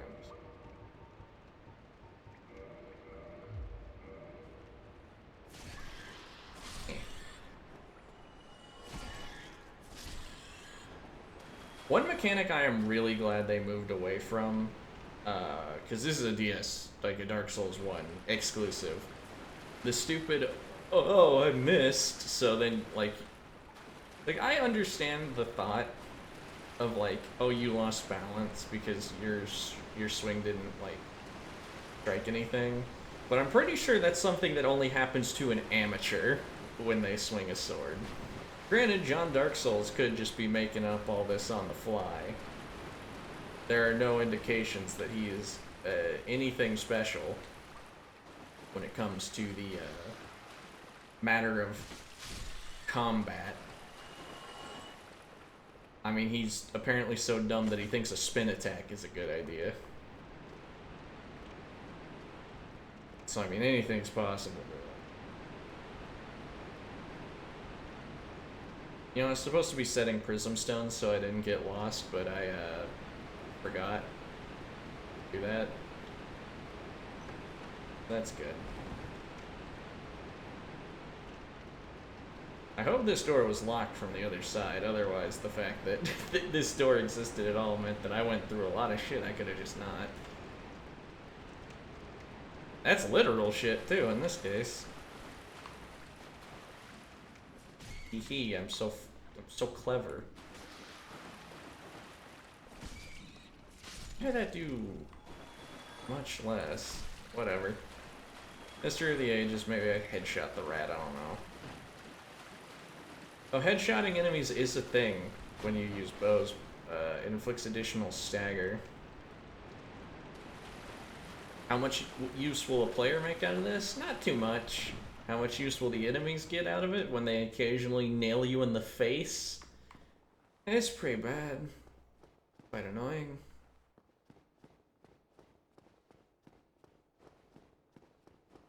Thick to make it through that bit there.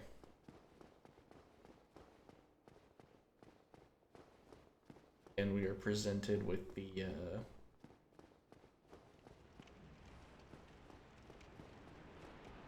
arena before we properly get to the boss. I want to find where this channeler might be.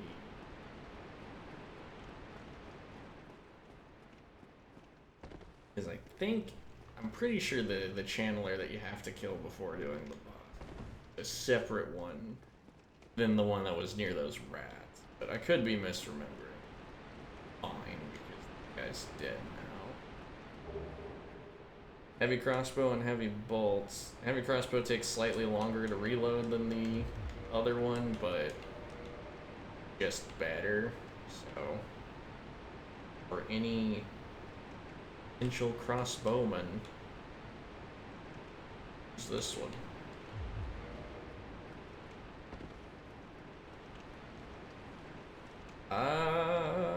Well, I sure do hope that I killed the right channeler, because otherwise we're about to just kind of jump. Wait, but there's a salesman too. I thought he was before the fight. This can't be everything. I would say maybe the reason they even give you the crossbow is for use against the channeler from inside the boss arena, but you can't aim crossbows in first person. For whatever reason, despite that making a perfect amount of sense, but whatever.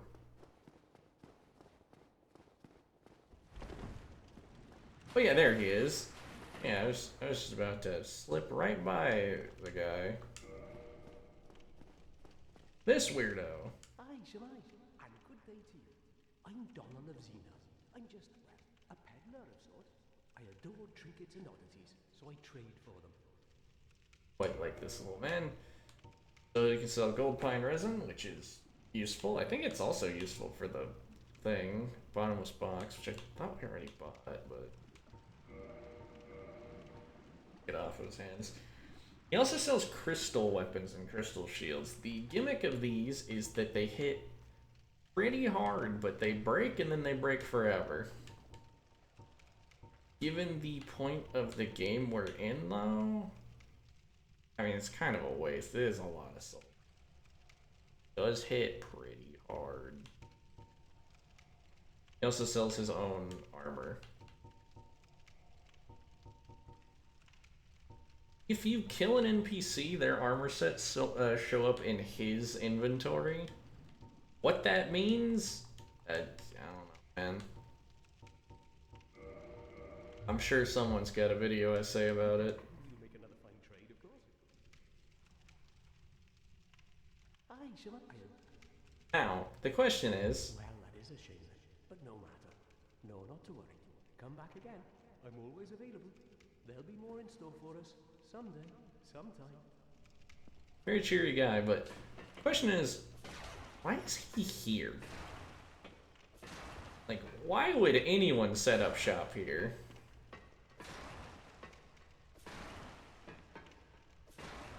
I guess by that token, why am I here? But I'm not, like, living a sedentary lifestyle down here. I'm just blowing through. We'll use the, that cool sword we just bought on the boss.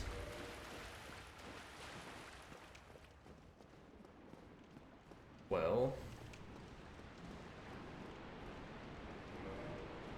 I think we might use the lightning infusion, too. Like, really double down on the whole thing.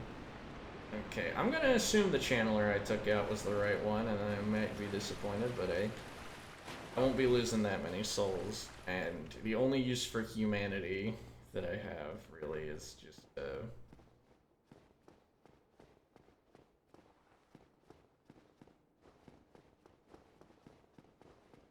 isn't that big of a deal. Won't need a whole lot of the stuff. Alright. Get out that cool sword.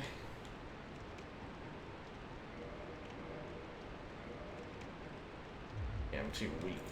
Also, the crystal sword looks silly. I mean, I like the filigree on it, or whatever you would call that, but the crystals just kind of jutting out of it kind of ruins the whole look. Alright, this boss fight. Kind of boring. It's just a little guy. Like a gator.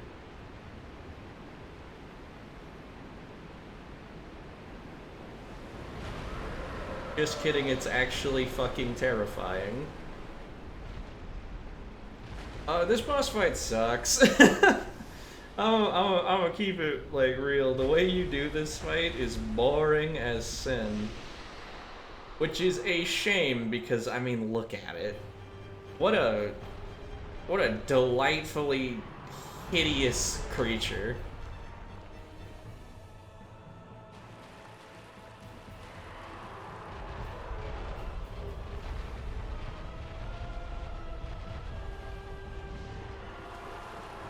So, the problem I have with this fight is he has a tail cut. Which I've already made it clear that I think tail cutting is conceptually cool, but kind of annoying to do. And very true on Mr. Gaping Dragon, because you just walk away from him, bait this charge attack, run up on him, try real hard to hit his tail, which is over your head. Oh hey, that was actually not that hard. Good, good, good, good. Dragon King Great Axe. Another Great Axe for our troubles. Anyways, yep. And the actual way you want to fight this boss isn't too different. Just bait his charge, and then just hit him a bunch while he's open after doing his charge. He's got other attacks, but he's so big that it's really not worth trying to get, like, in the front of him and fight him from there.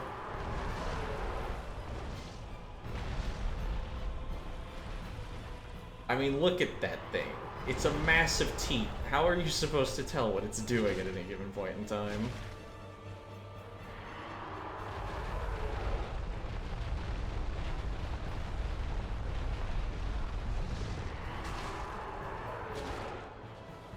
Sword is making mincemeat out of him, though. It's so nice to have a good weapon for once. Granted, it's partially my fault. I need to upgrade my stuff at Andre at some point. I also can do this. Oh wait, no, it's not. Yeah, there it goes. That heavily degrades equipment. It's best to just get clear of it. Also, the fact that weapons that break permanently are introduced in the same... Ouch. Oof. I did a lot of damage. But yeah, the fact that weapons that break permanently if they're degraded are introduced right before a boss that has an attack that degrades equipment is a really funny prank.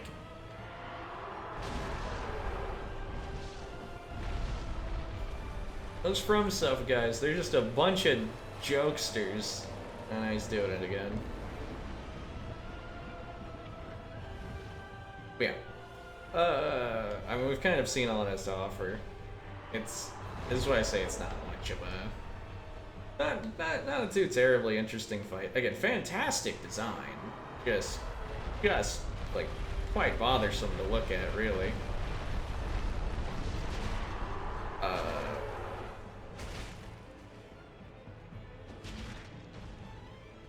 Lore-wise, I think what we're dealing with here is just a typical case of the gluttonous greed of a dragon.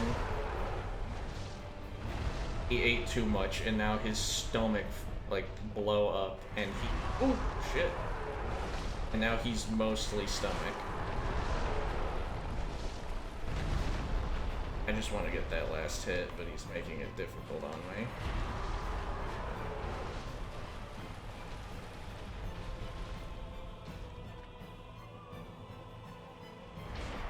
Oh, that was about to be bothersome if he actually stepped on my head instead of over there.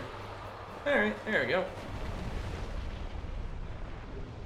Also, if you're enkindled and you have your humanity, you can summon Lautrec and Solaire for this fight. I would not recommend summoning Lautrec or Solaire for this fight. The AI doesn't understand the simple beauty of just kiting the stupid dragon around by forcing him to use his charging attack to catch up with you and then, like, taking pot shots. The AI will just run into him.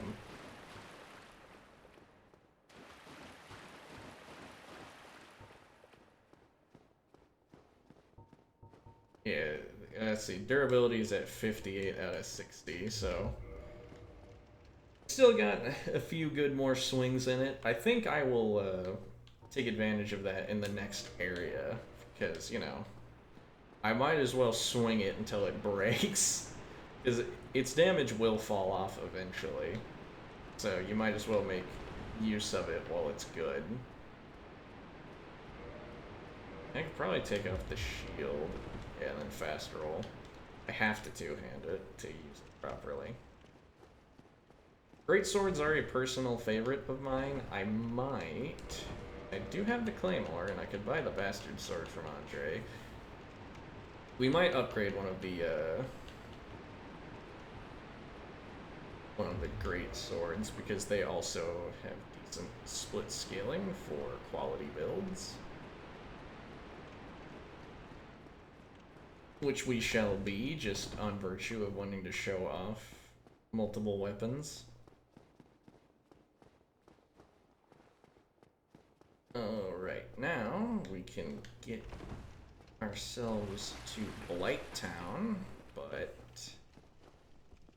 I think.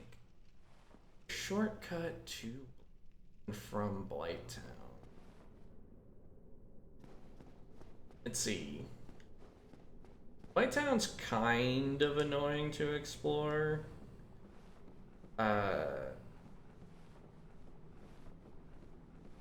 Not the worst, but kind of infamous in its original release on the Xbox. This place used to lag real bad. Like, Blighttown is not, like, the easiest place to explore or anything, but the main reason people remember it as being, like, an awful slog is because original Xbox just couldn't take it for whatever reason. Also, yeah, that's just a... Oh, it's so disrespectful that he hit that on the way down, poor guy. Already had this stupid thing shoved up his rectum, so it couldn't have got much worse. Anyways, Prism Stone sound when you've, like, a lethal fall happens. Yeah, it screams at you, it's very pleasant. Anyways, these guys... Oops.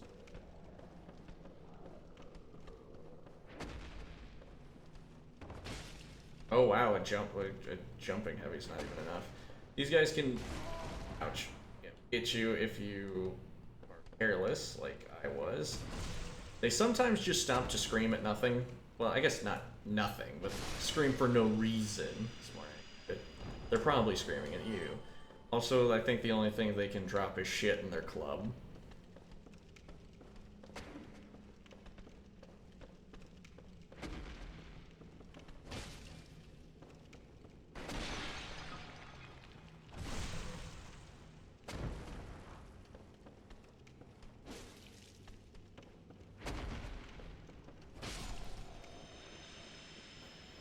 Very, very pleasant inhabitants of Blighttown. Also, I'ma say it, like, Blighttown's simple, it's effective, you know? I hear Blighttown, I think I know what's going on. Ouch. But it's also, like, I don't know. It's a little too simple. These goblin fellas are quite fast. Going to pose more of a threat than the other guys. Also, the other infamous thing about this place, those projectiles that keep going. The Blighttown Blowpipers. They attack at a pretty decent fire rate. So even when you get close to them, the fun doesn't end. And they inflict poison at a really rapid rate. Poison's just not fun to deal with, so they're probably everyone's least favorite enemy from this area. Even though I have a few that I have a gripe with myself. Oh dear. I could really use a bonfire soon.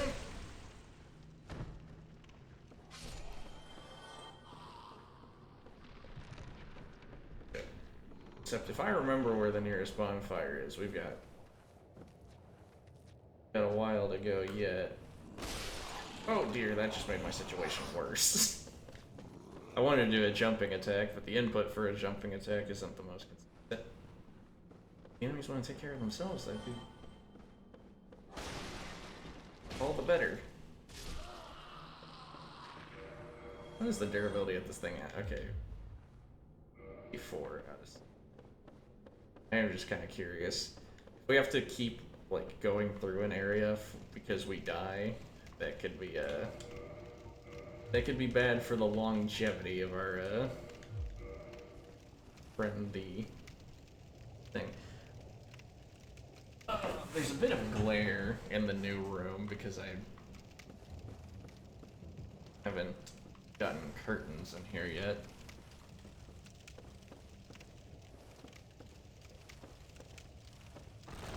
So I'm... Wow, that nearly killed me. Oh dear, dog. Oh, the terrible, terrible swing speed of not having enough strength to use the Crystal Greatsword. Oh, now we're back here.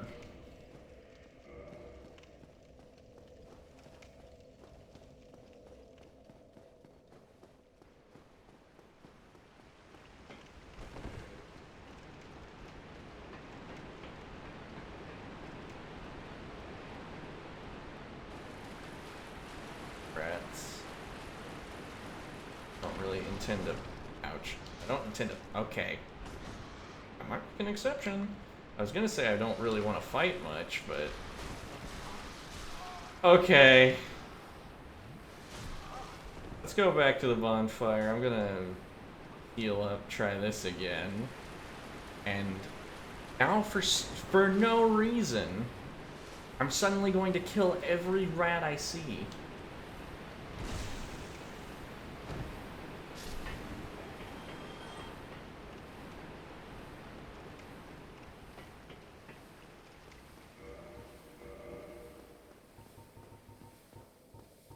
I shall be as an embodiment of wrath itself.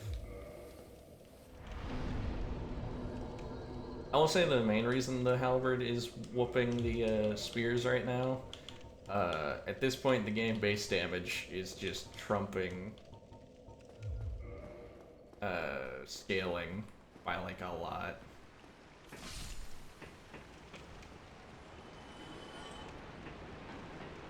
again, we haven't much in the way of stats right now, so... Wow, that swung over most of them. Good. Alright, alright. And now I'm stuck because I'm just too close to the wall. I don't hate the halberd any less now, because this stupid whiffing of...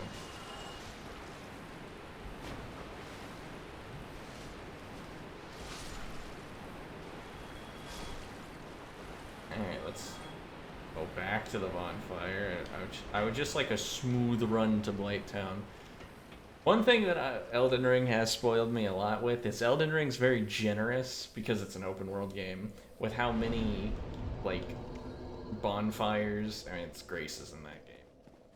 The amount of places you have to, like, rest and recover, so you, like, conserve your healing supplies. This game, not so. It says, get that shit out of here.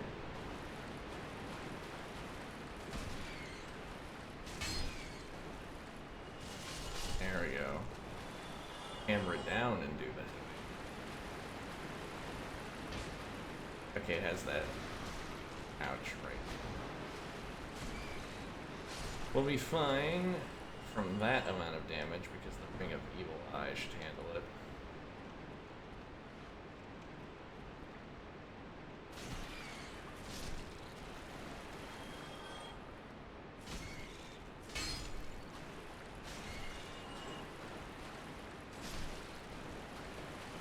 What's the jumping attack on this? Okay.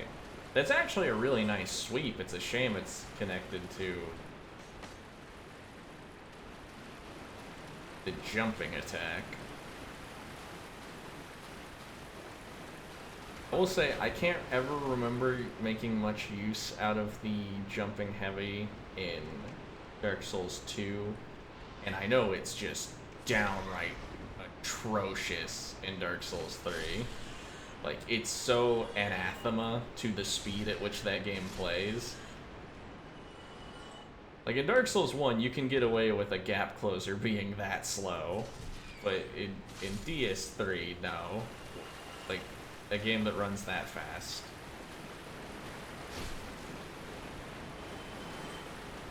You just have so many better options.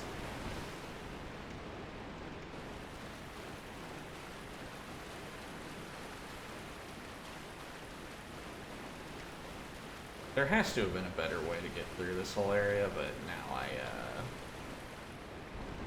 like, there was a whole shortcut we unlocked, but I don't know how that...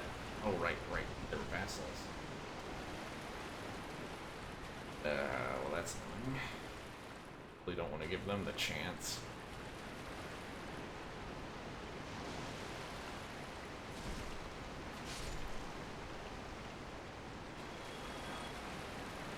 Yeah, I don't remember how the shortcut connected to bonfire is.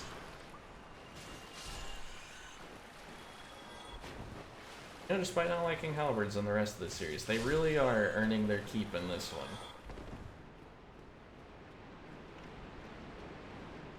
I will say the halberd class is...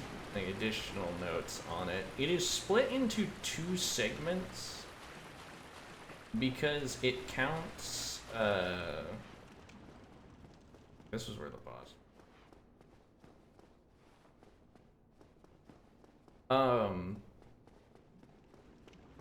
Yeah. In this game, scythes are considered a member of the halberd family. I'm gonna go up this shortcut and then find the bonfire so I can chart a route back that's not stupid. Alright, so from here, where's the bonfire?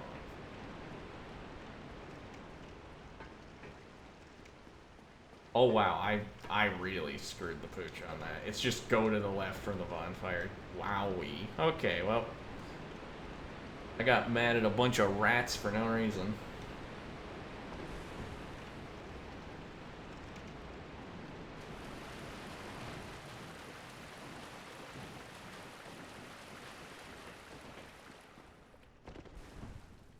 I also wasted a bunch of souls again, but you know, it happens. We're not like horribly behind or anything.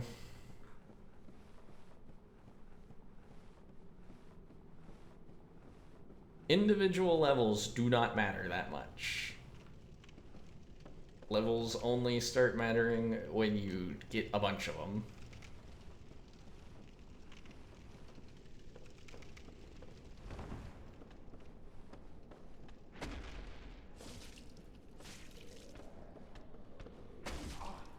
Alright, that was quite annoying that caught me, but hey. Doesn't flinch to a heavy hit from the hell. I'm best off just ignoring the enemies. Getting a blight down. We've got a while to go before where we need to be.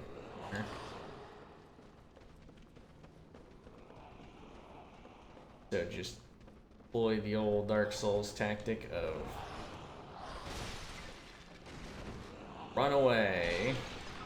Also, I lied. I forgot. When the rats poisoned me, I actually miraculously didn't die. I just got poisoned and nearly died.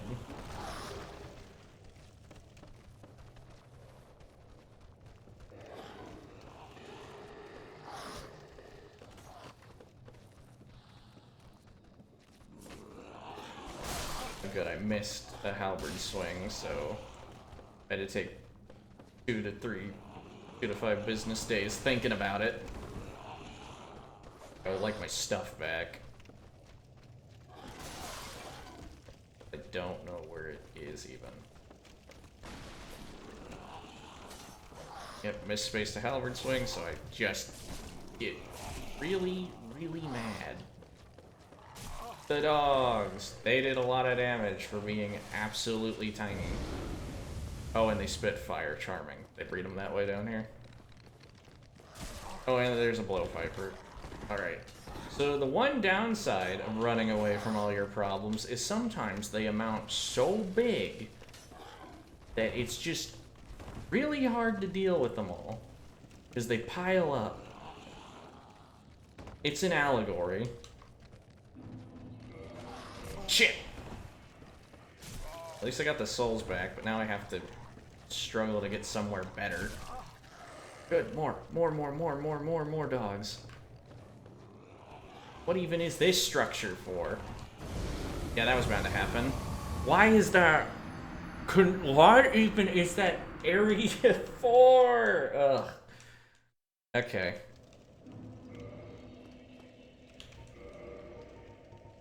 Back to using the sword that actually kills things in a reasonable amount of time. A gun.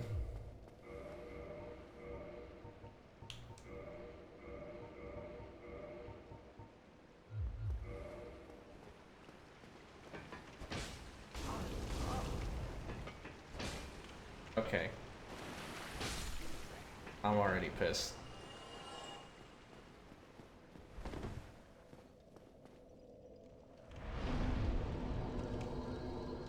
We'll do that much nicer next.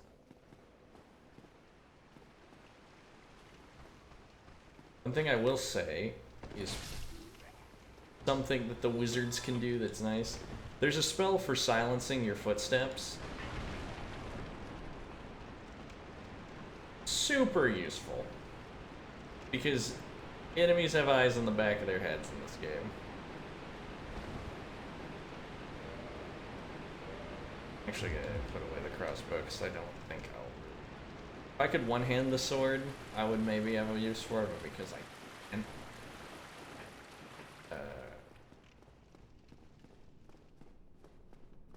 This time we'll take out the enemy with the big sword that actually makes it easy to do in a tolerable amount of time. I will say we could have gone through Darkroot Basin and done a bunch of other stuff before here, which probably recommended even because Darkroot Basin is not that hard of an area to traverse.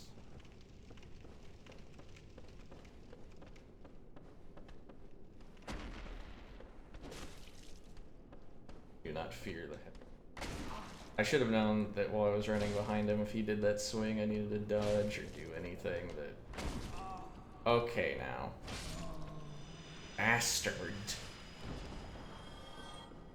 I love when they do the swing that hits behind them.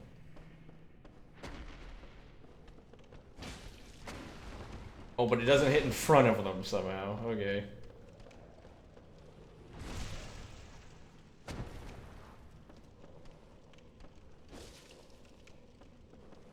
Scream.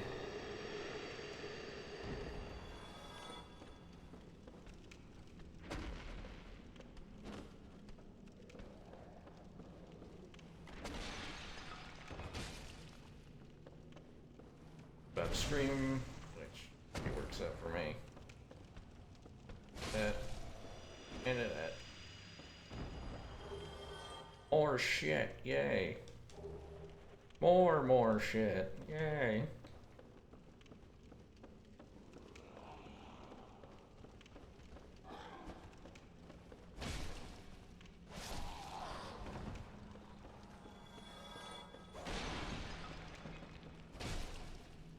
The item seems like it wouldn't have that much value. Like, I think it'd be a joke thing, but it's actually pretty useful. For PvP, that is. Toxic poison's quite the status effect and all.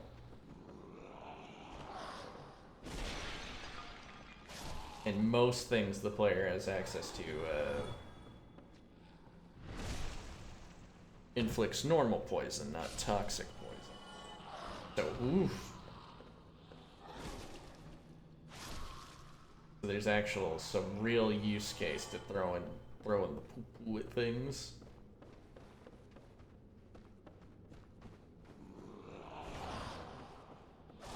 Ah. Thought I was behind him, A, but B, that camera was awful. Okay, back to trying to burst this garbage.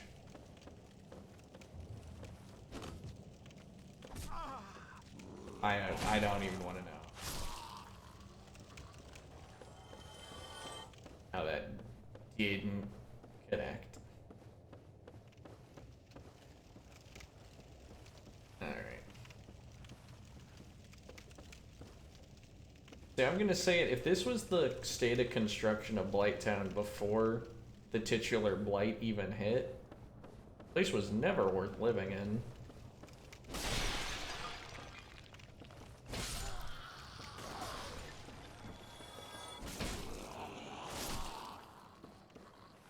This is beyond ramshackle. Not even that, it's just like, it's way more effort than what it's worth. Like, why build so high? This isn't livable, this isn't a house. I mean, actually, given that everything down there is a toxic swamp, I suppose the explanation could have been that they were just trying to rapidly construct away from it. To higher ground because it's more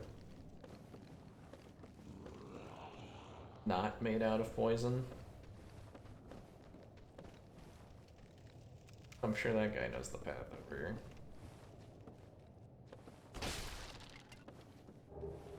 Surprised there's no enemy conveniently located to shove me off that cliff. I'm actually impressed by the amount of restraint that took. Ninja stuff.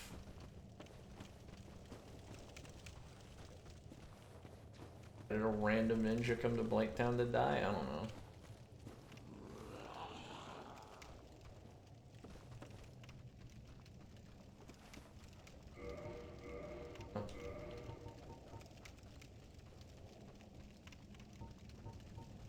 Mostly the same, it's just slightly worse at protecting magic.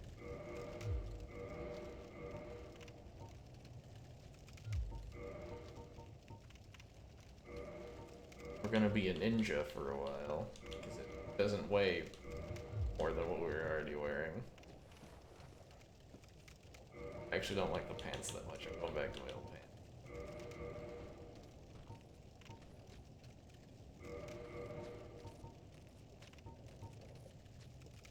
Black leather Stuff's actually heavier. Huh.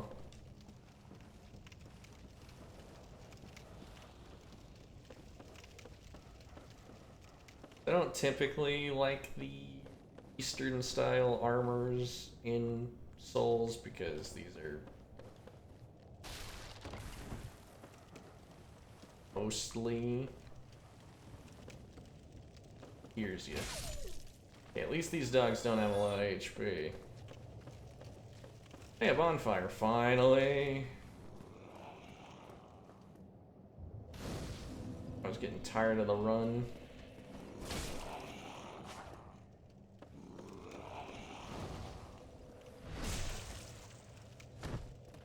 Where'd my souls go? Want those back. I had a lot of them.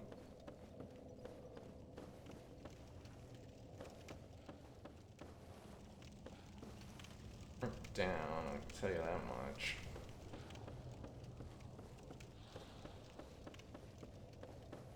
I think they're above here, honestly. They might be farther ahead because of the presence of the dogs.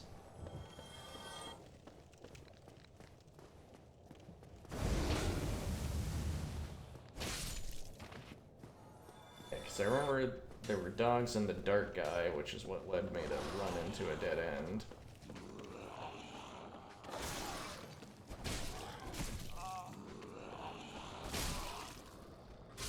I can see them now. Okay. They are down. Go figure.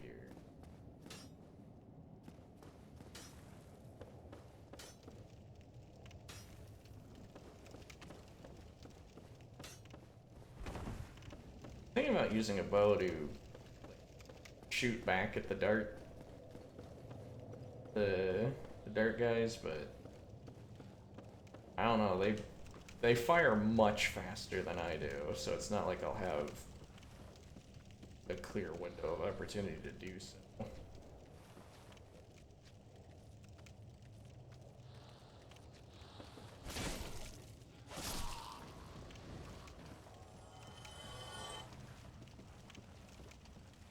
I will say though, on the ninja armor, at least it is a Japanese studio, so I can just kind of be like, yeah, whatever, when they include stuff from their own culture in the Western style fantasy.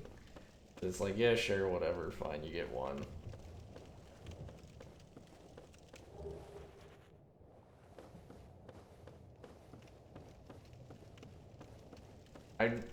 I've seen people accuse FromSoft of making the what is this? I hated that. Anyways,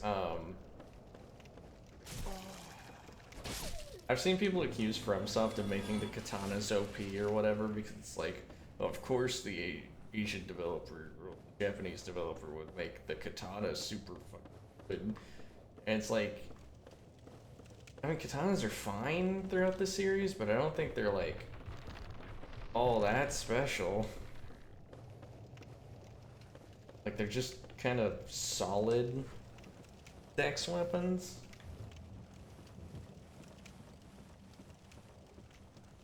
I argue in most games, curved swords are just as good, if not better. Even though this will respawn all the things. I do want to get some level ups going so I can one hand.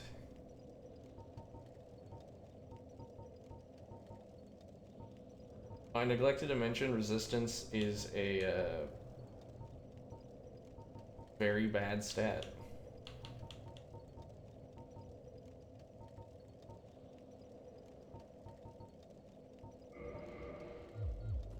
Resistance is a stat that just mathematically there's absolutely no reason to invest in. So that's pretty neat.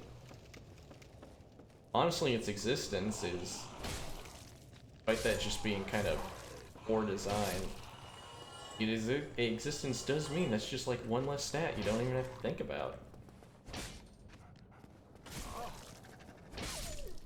Yeah, after all the swings, the That was a very dumb interaction.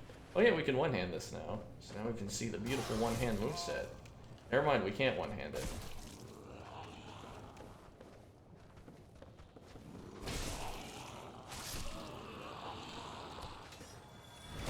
I guess I will shout out future games.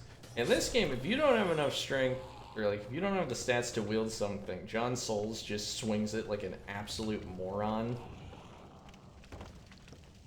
Like all of the labors of the world are just packed into this one swing. In future games, if you don't have enough stats to use a weapon, you'll just swing it and it will do garbage damage. Like you'll swing it like a normal person, but you'll do like 5 damage. Probably enough of a punishment. Oof. You just about did it to me.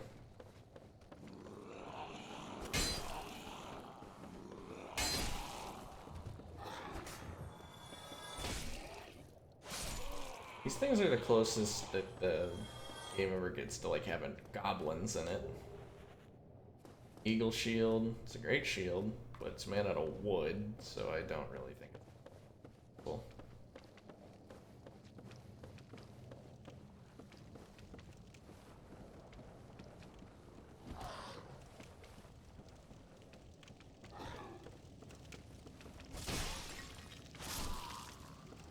You know, that gross thing is bugging me, so I'm gonna shoot it.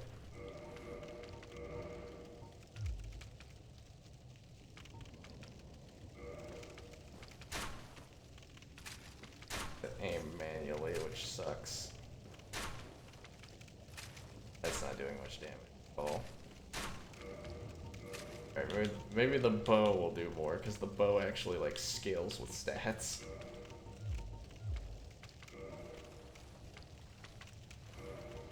I do not have arrows equipped. I only have wooden arrows, which aren't very good. Marginally more.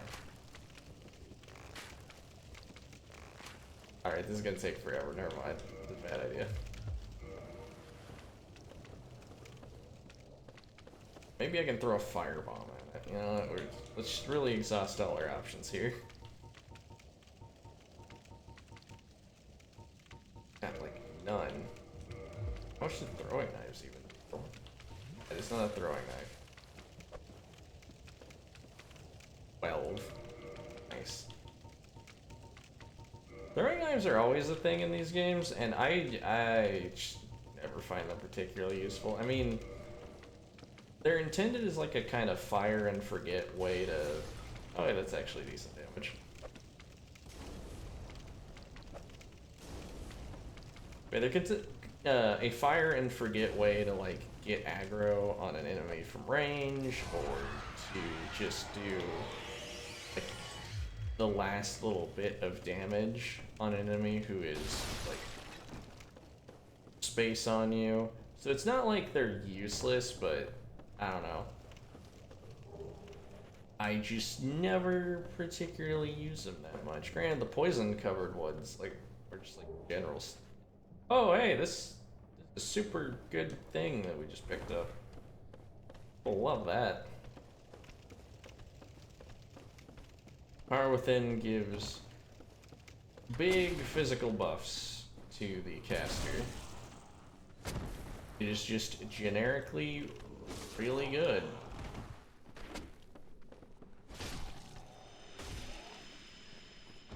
Basically a staple of every build ever, because it's really good. Because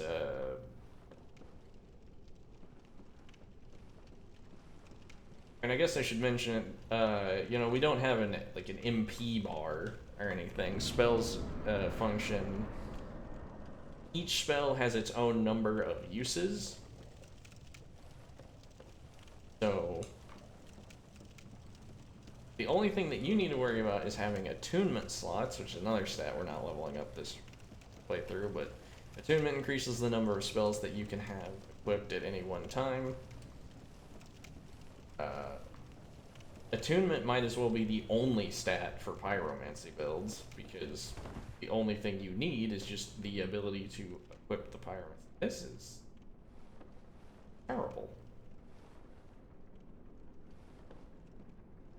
I'm gonna walk over there, and whatever's over there best be worth it. This is something you'd never catch me doing in real. There's nothing here. What kind of prank is this?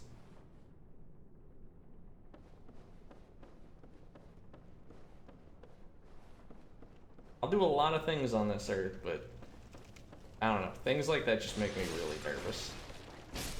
Okay, these enemies. They're quite annoying. Actually, they're not that bad. Sorry, I'm thinking of a different one.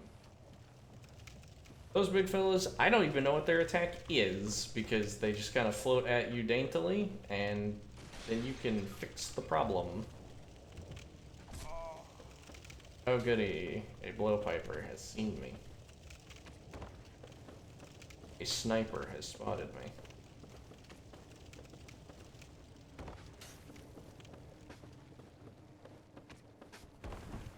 No way! Well, now we know what their attack is.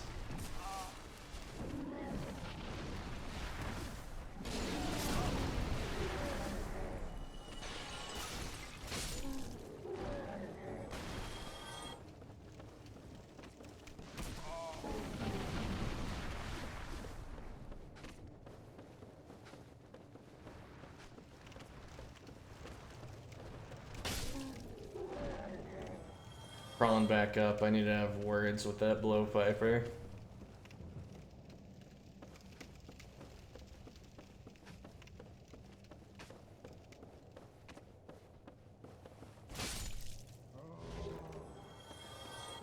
That was a good discussion. Well, the Wanderer stuff, and a falchion. Guess what the swordsman starts. Falchion is apparently, according to common consensus, just a better scimitar. So if you're interested in the curved sword playstyle, just to say hitting light attack a whole lot, Falchion's for you. I've seen some people say that the falchion looks stupid, but I don't know. I quite like how it looks. It's a good thing. I don't like saying the word falchion as much as scimitar. Scimitar. Either way you say it, it sounds cooler than falchion. Okay, these things. These things spawn infinitely and will float after you. I quite don't like them. In an area with kind of garbo enemies in general, that the stupid little bugs are not winning my top 10 listing anytime soon. Alright, now time for an infamous part of this game. Let's get poison moss clumps, because we'll eat them. Poison swamps, a staple of Miyazaki Productions.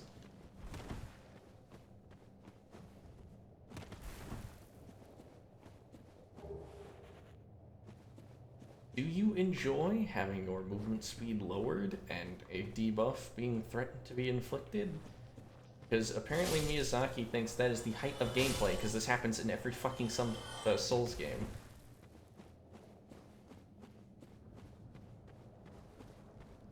I'll give it to B-Team, they iterated on the concept. Instead of slowing you down, instead their poison area blinds you. Either one's fun, it's just kind of pick your poison, which one's more annoying.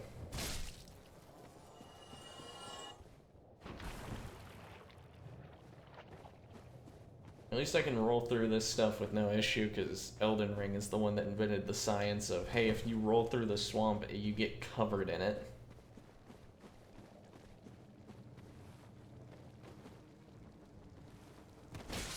Ash.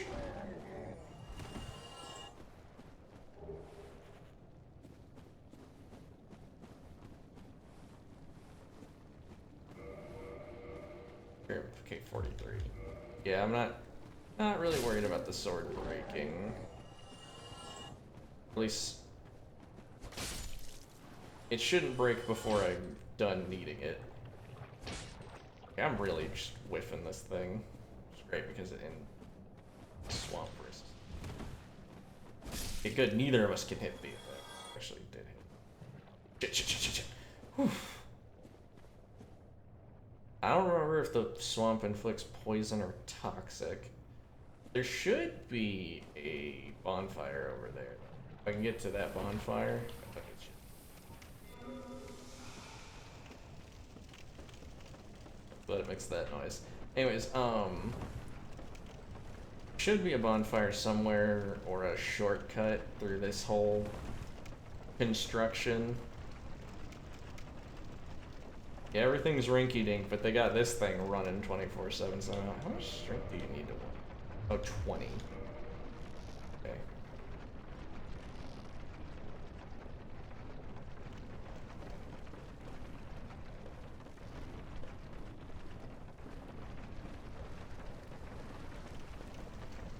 Yeah, if we can get a shortcut, that would be pretty cool for the old, thing, because like right now the reason I'm not too gung-ho about just running through the swamp is because I only have so much health in form of flask. I need to get ye more flask. That one's all the red stuff and the tin banishment catalyst. I'm quite a fan. Sorcery Remedy. Sorcery Remedy is really interesting to me because in any other game, that would not be a sorcery. Too stupid to use it. And pretty solid utility for where it's found. Go to a bonfire and attune that if you're even a little smart, unlike me.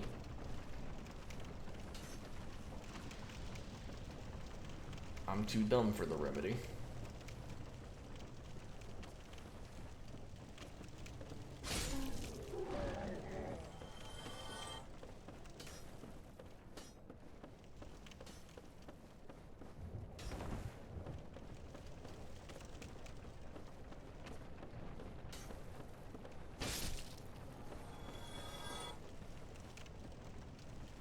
Let's see.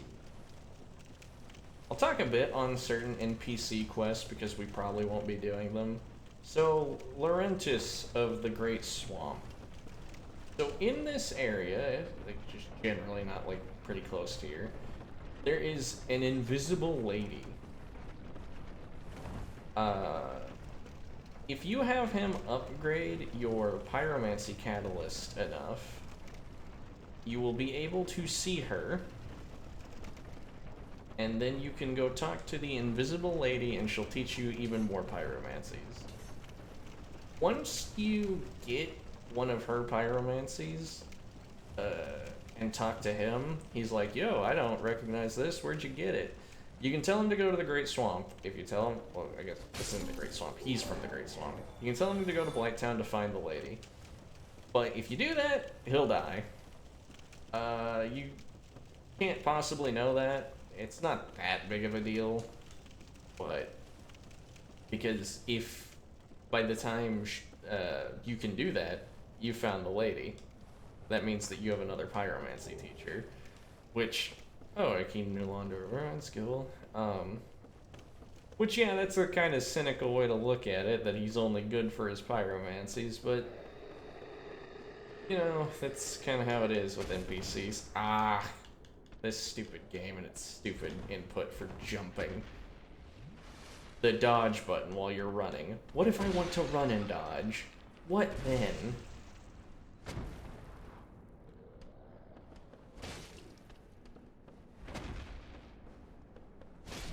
Anyways, yeah, Laurentis will die trying to find the lady. You can't possibly know this, but the internal logic of it is you can only find her if your pyromancy flame is of a certain strength. His isn't, so he will never find her. He will wander around blindly and then die. Pretty cool. Not much of a story there, and I mean, he was just kind of a chill guy who taught you magic and that he can die. However, if you tell him no, he's pretty chill with that. Doesn't seem to much care that you won't tell him where you got the cool magic from. He'll ask you every time, but he does accept the refusal pretty gracefully.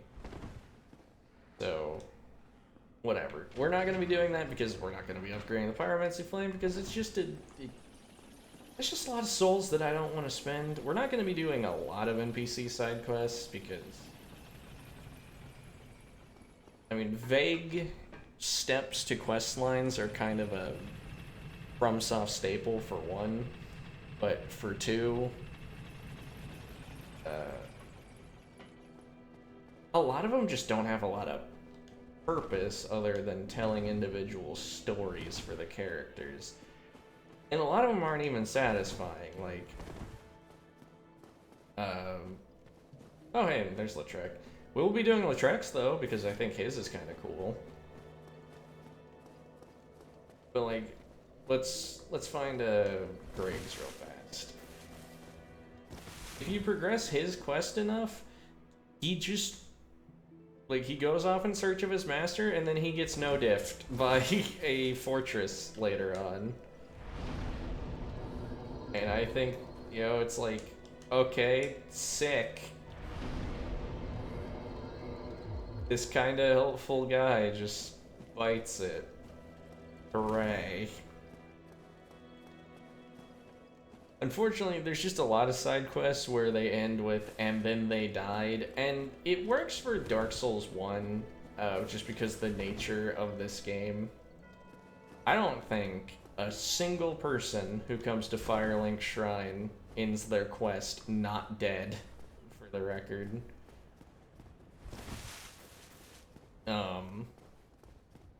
So how interesting they are to talk about and go through is kind of I mean, the answer's not really. Oh, I will say though, doing Lautrec's quest gives you like nothing of use. I just find the scenario kind of interesting. Lautrec has a very, very useful ring that you'll basically never take off your finger if you get it. And if you want it early, instead of waiting to do the quest, just listen to your intrusive thoughts and kick him off this cliff. Because kicking isn't an attack, it won't aggro him in the same way that just like smacking the shit out of him would. So it's really easy to push him off the cliff. And then just take his really cool ring. Ah, hello there. I have your reward. Please, accept it. I am grateful Sunlight to you medal. for freeing me. Here's the thoughts for the win. Not enough for you? Well, let's not be greedy now.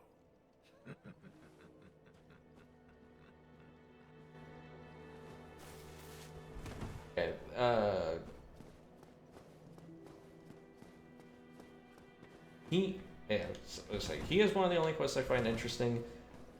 Solaire, his quest I also think is decently interesting. It has a good ending and a bad ending.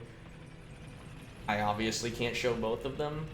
I think the bad ending is the more natural one because that's the one you're likely to find, and it's also the one that doesn't require me to stockpile a bunch of humanities just for the purpose of getting the good ending for his quest. So we're probably just gonna see the bad ending. It's like, not like the internet doesn't exist. Anyone who really wants to see what happens. Like, the only thing you get for the good ending of his quest is the ability to summon him for the final boss where he doesn't say anything, and we're not going to be doing that anyways.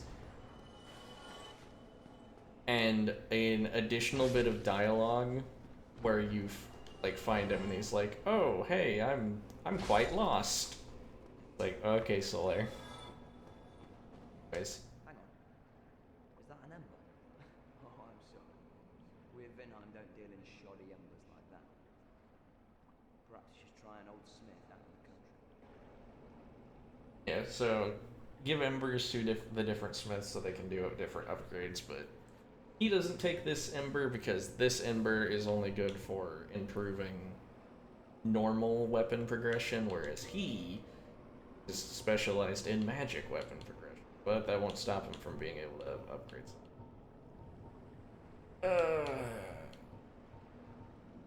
Could upgrade the club and it would be funny, but I think I should just...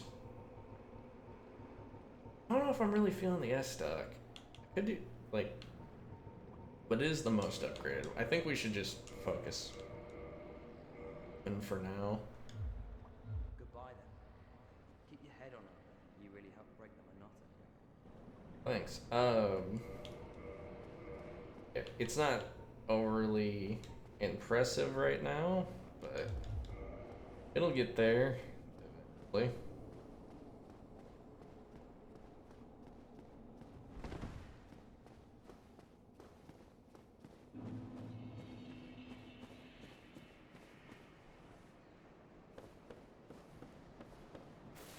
Someone's running their vacuum in another room. I can hear it.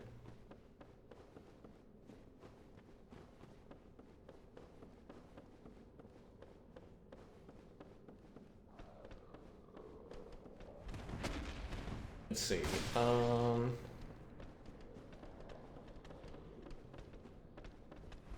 think there's anything else I would mention. Nah, this shortcut isn't the shortest, but it is much more convenient than using the actual Blight Town one. There are some NPCs that appear here at some point, but they only appear here if you've done their group basin. And they used to have a quest, but now they do not. Okay. Can't wait to receive my shit. Ow, I was right. I said that in the dull hope that maybe it would be a club. This guy's gonna hit me. Or not. Do absolutely nothing.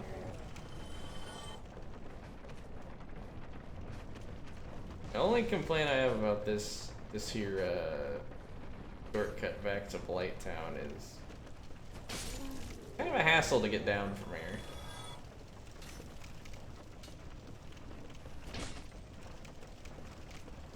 This is an awful area. Well, the other thing that makes the blowpipers particularly threatening is they don't inflict regular poison, they inflict toxic poison, which ticks down much faster, and the bastards don't even have the common courtesy to drop the antidote for toxic. They give you, like, normal poison cures.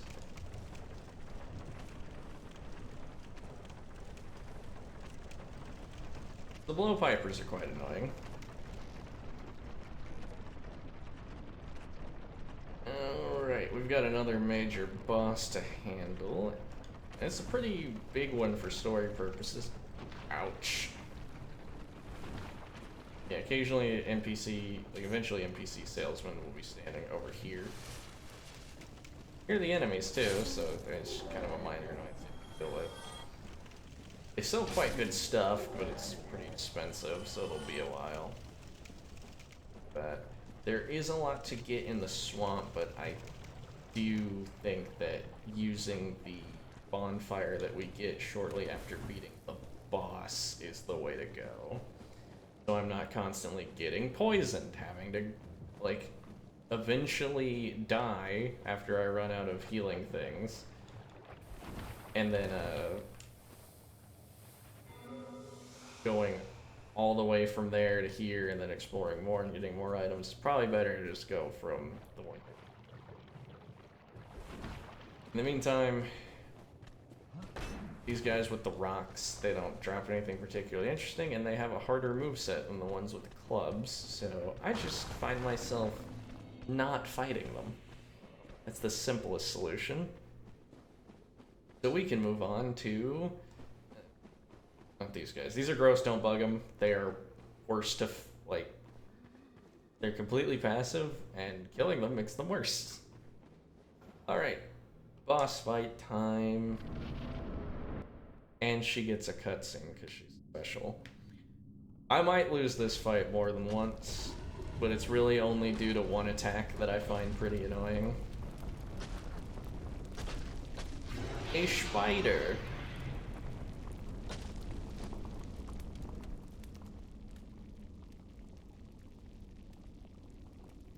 Also, there's like a naked lady on top of it, but mostly a spider.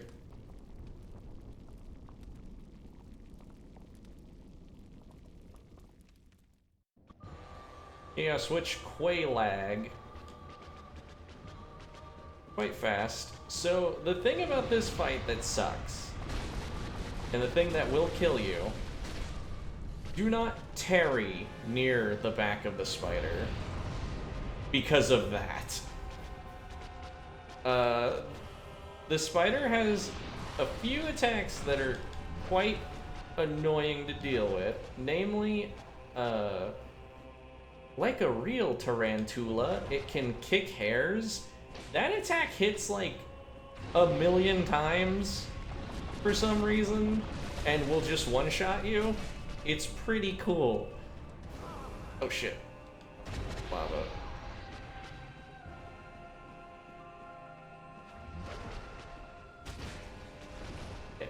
That's the main thing that's threatening. When I was talking about the Drake sword that we could get, this is around the time that would be falling off, by the way. Trying to beat Quaalag with, or trying to get through Blighttown with the Drake sword already sucks. But trying to fight Quaalag is where it's like, alright, this sword just is not worth it anymore. Yeah, I don't think she's that bad. I think she is one of the instances where I'm like, this is a good fight. I like this fight, other than the thing where she one-shots you sometimes for being too close.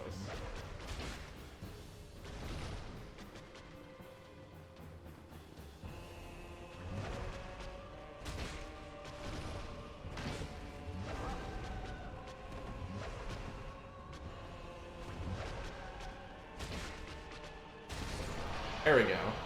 She was about to have it blow up, so good, good, good. Yeah, this sword's quite useful, actually. I've never messed with it. Also, I believe that's the first instance of a boss dropping its boss soul, which means two things. Thing one, we get lore. And thing two, we can, acquire many souls or create unique weapon. So, in future games, you just need the boss soul and you need to take it to the right guy, and they'll be like, I can cook you up a good sword, and you go baller. In this game, you have to upgrade a weapon to a certain point, and then you can transform it into whatever the boss soul is. Anyways, Soul of Quaalag, once daughter of the Witch of Izalith, but now a Chaos Demon. Special beings have special souls, and Quaalag's soul contains all aspects of chaos. Acquire a huge amount of souls or create a unique weapon. Her unique weapon is the one that she was using in the fight. Go figure, that just makes sense.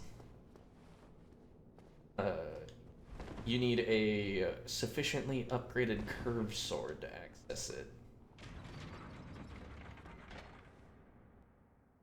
And we can finally ring the other bell.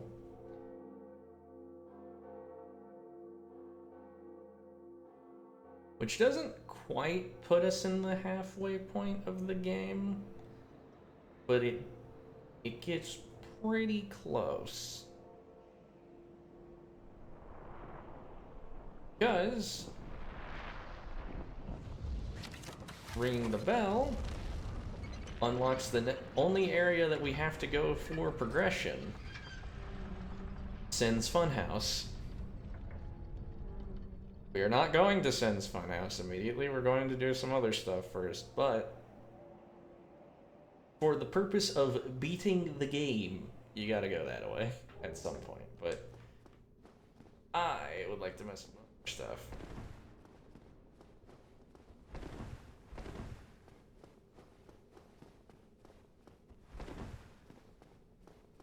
As far as this place goes, there's going to be a barrier that kind of prevents us from going too farther in.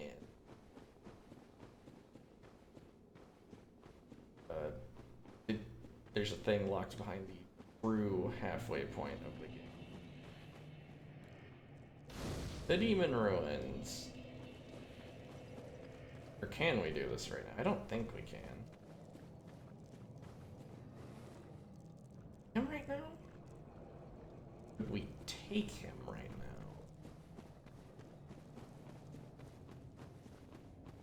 now? Huh. Yeah, so to explain, the lava levels are a little high. In order to lower them, you have to go over there and fight that guy, who is a boss that has some scripting in the way that you're supposed to fight him that has literally never worked anytime I have fought him. I think that's really cool. Not a single time have I fought that guy, and he's actually behaved the way that the internet tells me he's supposed to. So instead of being a fight where you lead him to one particular point of the arena and then you knock him off, it's just turned into a fight where we just slug it out with one another. Just trading hits, and then I hope that I have enough health to DPS check him. It's unoptimal. Can't remember where Quaylag's sister is, though. Did I just walk right past? I thought we were supposed to have access to her now. Well, that's neither here nor there. And you know what? I guess I can, yeah, because I'm pretty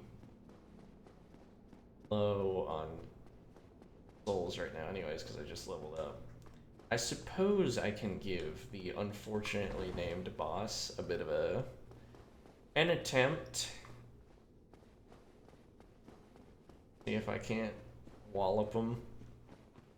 Probably can't. Because the crystal sword does good damage, but I can't imagine it's high enough for the solution. Oh, it does have scaling, it just doesn't, can't be upgraded. This isn't a base damage sword. I don't recall if the fella who sold us this, if he sells us more, or if he just gives the one.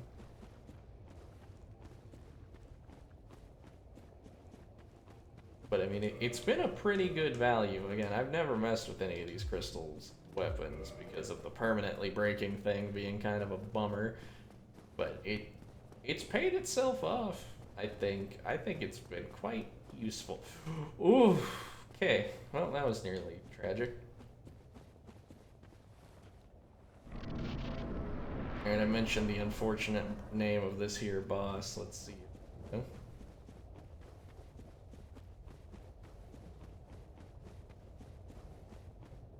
Let's go ahead and find out what it is.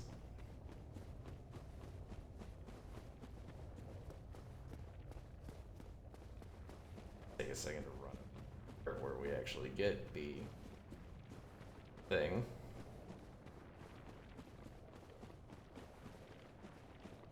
No dying or else you're grounded. Famous quote of my mother's. It's fair. Anyways, he's not actually hostile by default. He's just kind of a poor bastard. However, venture over here and take the clothes of his, I think it's his mother, and he gets a little pissy about it. And we find out what his unfortunate name is that I've alluded to. The Ceaseless Discharge. Which sounds like a medical condition.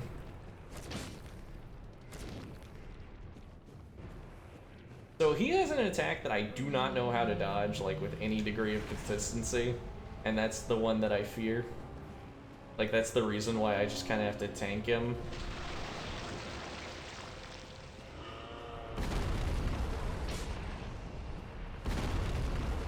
Not that... Oh. I didn't expect that to hit me. That wasn't on. Is that what his mother named him? No, that's not what his mother named him. That's just... Now that he's been cursed to this damned form, that's what he's been called. We don't know what his actual name was.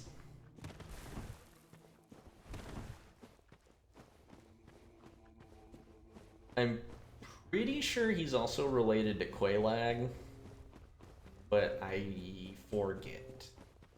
Don't remember the specifics. I guess we can look at the description of stuff we got.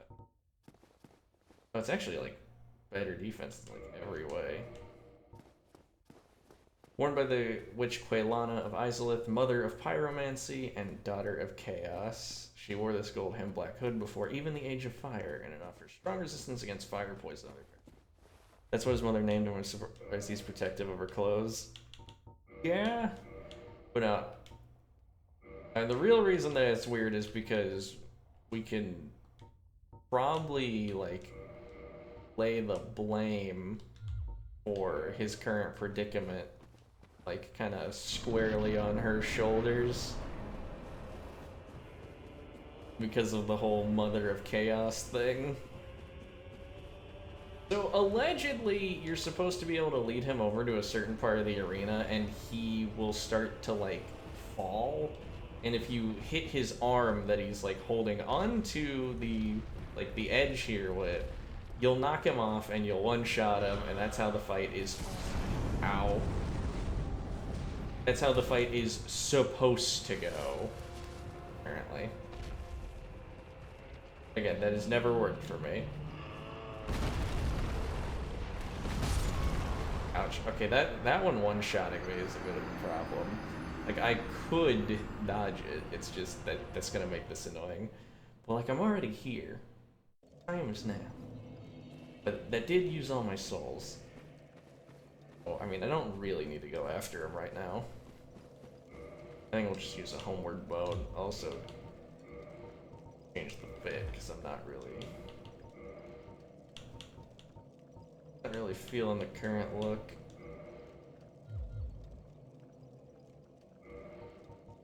Don't hate the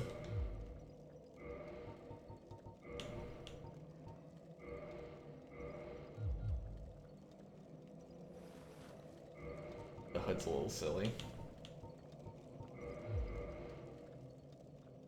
Now it's art. I don't hate the gloves, but alright, we can't teleport back yet. We gotta use an item for that.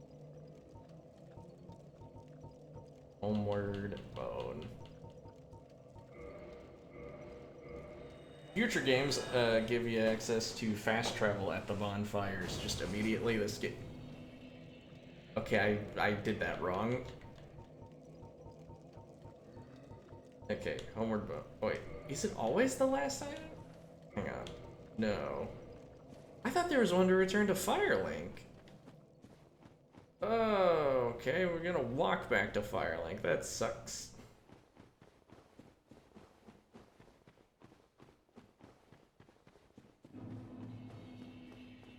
Also, for some reason, I was convinced this was like a button or something that like you could interact with. Like, it kind of looks like one. I don't know what it is. Wait, we'll deal with Mr. Discharge at a later date, just because he's not. Mandatory fight, but not right now. Can do other stuff beforehand. So I might as well mention, this game is split into like 2 distinct halves. There is the I'll say pre-bowl and post-bowl, because there's a point where you get an item that's essentially a big bowl.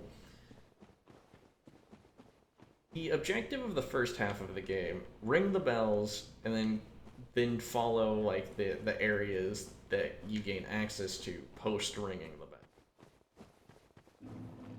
The goal of the second half of the game is travel the world for 4 really cool guys and kill them so you can get their lord souls. Also, really cool might be a bit of a misnomer for one of them.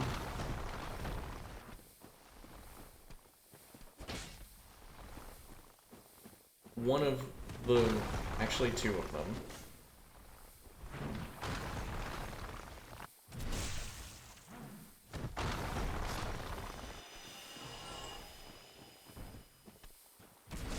Actually, you know, I remember these guys being harder, but then again, they haven't done any of their melee, like running melee attacks. They've just been trying to throw the rock at me.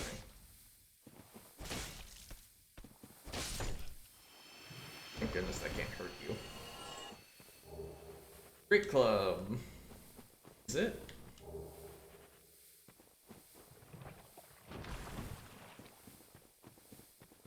And I just wander around here in the soup.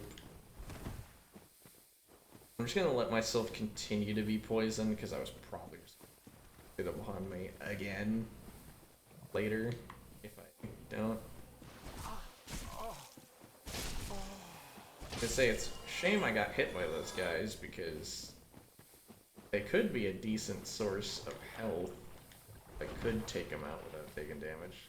The Ring of the Evil Eye. You know, I'm sure there's supposed to be like a leech or a lamprey, but it seemed to lack any visible form of mouth.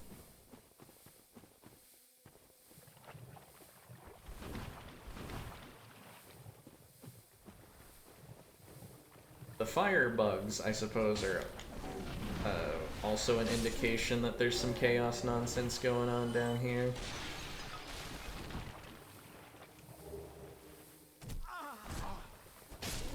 Obviously the specifics of how magic works is a little vague, but all I know is that the chaotic flame of magic makes demons happen.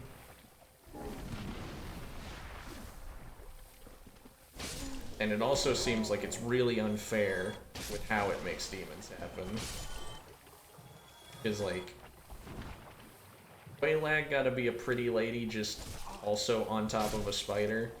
And the ceaseless discharge looks like it's in constant agony, so that just doesn't... It just doesn't seem fair. I don't think.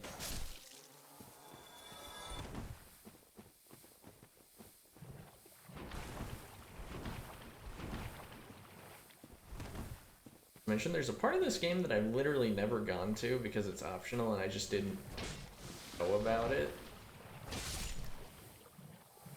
I think it might be attached to that tree, actually, but not certain. I remember rocking a wiki, and then I saw the area name, and I was like, excuse me, where? And the whole thing.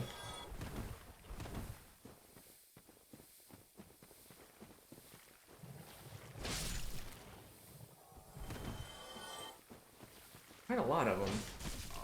So I need to do a better job of spacing that.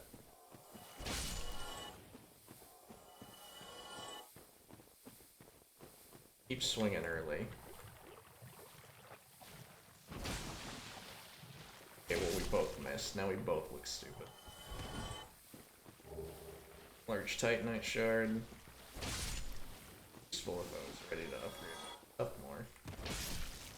So the large Titanite shard will be useful when we get to Sen's Fortress. We have to go by Andre anyways. Andre can use the coal that we found. It does make me wonder though, because like, again, the way the game's intended to be played, you're obviously supposed to find the coal and it wasn't particularly hidden. But I am wondering, like, the fate of the poor guy who didn't happen to find said coal and whose weapons aren't able to be upgraded particularly. The server is a new type of weapon, so that... I guess the Great Hammers, I mean, it's not technically a new type of weapon because we already have one, but we can't swing it. Same thing with the Great Axe, we're not strong enough to swing them. We have server. It's kinda good. I mean, I think it's outclassed by a different curved greatsword, but we don't have access to that one right now. So it's better. It's better than nothing. Which is a very strong endorsement, I'm sure. Yeah, this way. Never mind, it's just an item. And a bad one, too. Wow. Never been so pranked. This is such a significant looking tree, though. Hurt my feet. Green Titanite shard. Oh, yeah. Man, Green Titanite. I'm so glad that they did not continue with the way this game decided to upgrade things. In every other Souls games, there are 3 types of smithing. There's smithing boss weapons, which needs like scales. There's smithing special weapons, which needs twinkling titanite. And then there's smithing normal weapons, which just needs titanite. In this game, if you enchant a weapon to deal any type of damage other than physical, it's going to need green titanite to upgrade. And then, once it's upgraded a sufficient amount, it's going to need a special color depending on what type of enchantment it was. It's a lot more of a hassle, honestly. This treasure chest is in an arena, so I'm kind of surprised that it's legit. Oh, there's a dragon scale. In this, I believe dragon scales are still the same for boss weapons, but I don't recall. Only weapon we have that uses a dragon scale to upgrade is the one we cut off the gaping dragon.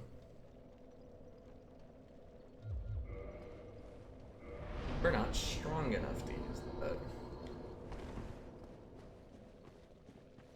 Did a good amount of exploring. It's time to get out of here so we can go explore the forest instead, probably. Poisoned again. Poison's not that bad. I think the sound it makes is more annoying than the actual damage it inflicts. I don't know why that being poisoned makes it sound like we're on a hot stove. Just a nice, gentle sizzling going on.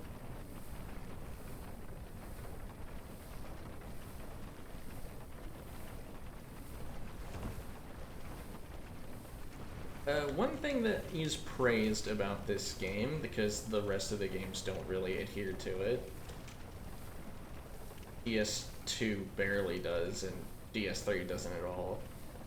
A lot of praise for how interconnected the world is, because, I mean, like, for example, our shortcut from Blight Town to Firelink Shrine, which is our hub, cuts through both the Valley of the Drakes and the New Londo Ruins. So this is very intentional world design that gives every like area a distinct place. Which, yeah, there's like 2 exceptions to that, and both of them are relatively like otherworldly. So I'm kind of fine with you not being able to get to them just by like walking there. I guess there's 3 exceptions. There's the asylum that you start at, and then the other ones. How much use do I have of this sword? It's not even halfway done. What a legend. Alright, yeah. Valley of the Drakes. Aside from the shortcut back there,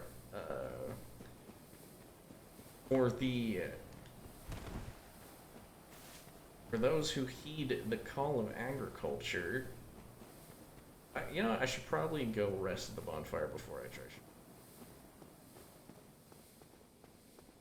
Actually, I might not even. I'll just give it a passing minute.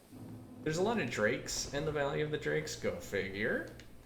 They yield a lot of souls when you kill them.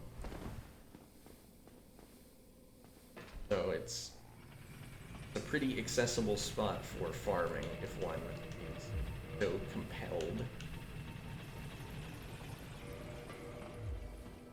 Can I not use the Great Club even? Not two-handed? How much strength do I got? Alright, I don't have 20 strength yet, because I have 20 dex.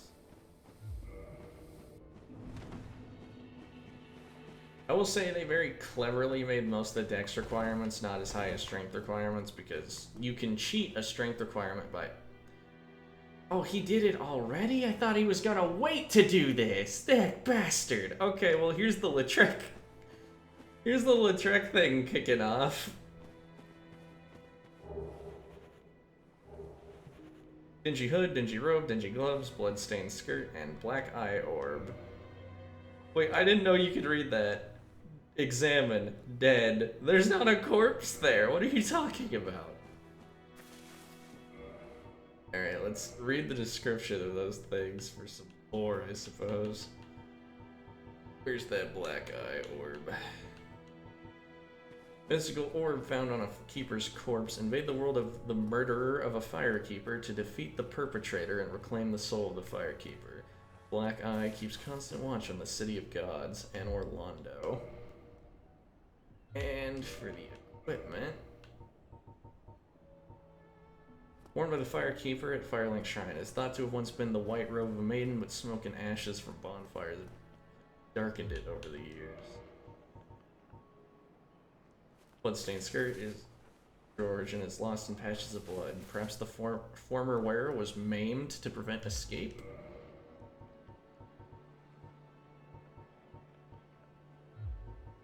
Checking if the other ones are all the same, just didn't get darkened by ash. Yeah, so the Lautrec portion of the quest is kicked off, and it's the consequences of it are kind of annoying. He's killed the firekeeper, which means we can't rest here anymore.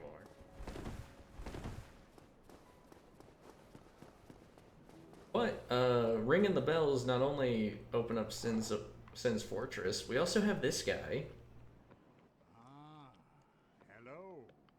Was it you who rang the bell of awakening? I am quite hate the noises he makes. Close friend of the great Lord Wind, chosen undead, who has rung the bell of awakening. I wish to elucidate your fate. Do you seek such enlightenment? Nah. Lords, are you certain? Well, perhaps I was wrong. There can be only one chosen undead, but then again, I will stay here a while. And, I believe there's a cutscene you can't see if you agree with him quite right now, but we'll get to it. Crestfallen guy, I believe his quest might end soon. You ring the second bell? That is incredible, I must say. But now we have a new problem. It's noisy, it snores, and its breath is lethal. This is no laughing matter, I tell you. Damn. That stench. And I was really beginning to like it here. Maybe it's time I do something about it.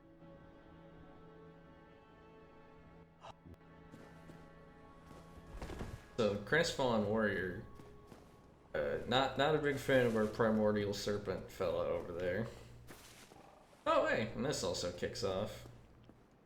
Oh, hello. My guests have finally arrived. I will be departing with them shortly. So, I'm afraid I will be saying goodbye soon. It was a pleasure.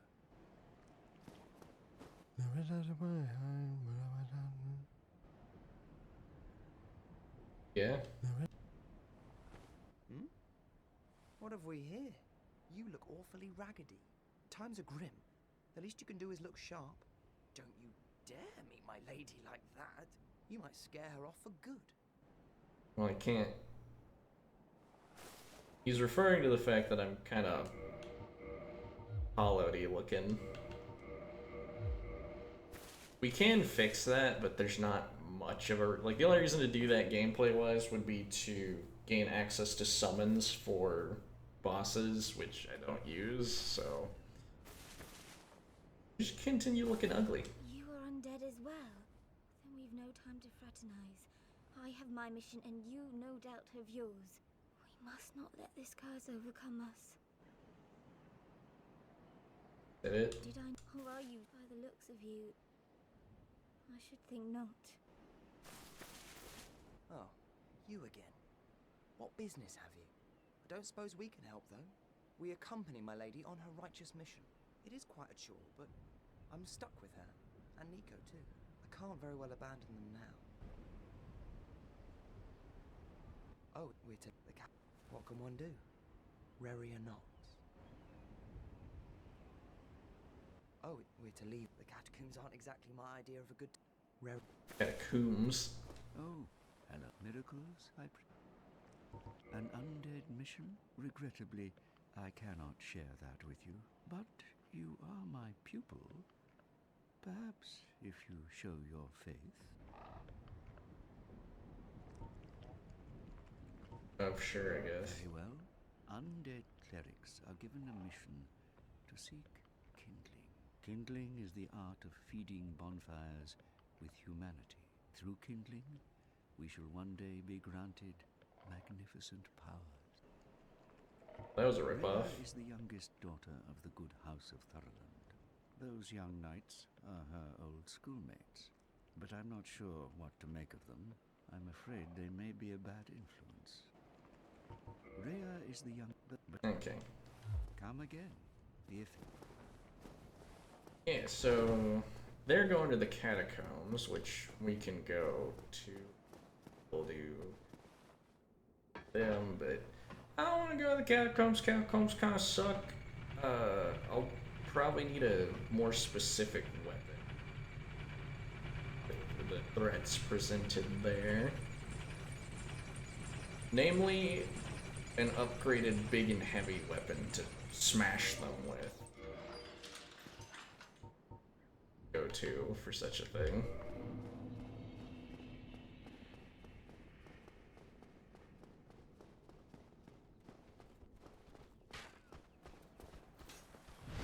You know, the crystal sword's kind of overkill on these guys. Kind of just wasting its durability for nothing fighting them. We might be able to beat the Titanite demon that started this whole affair off with this. And we can give Andre his Ember, too.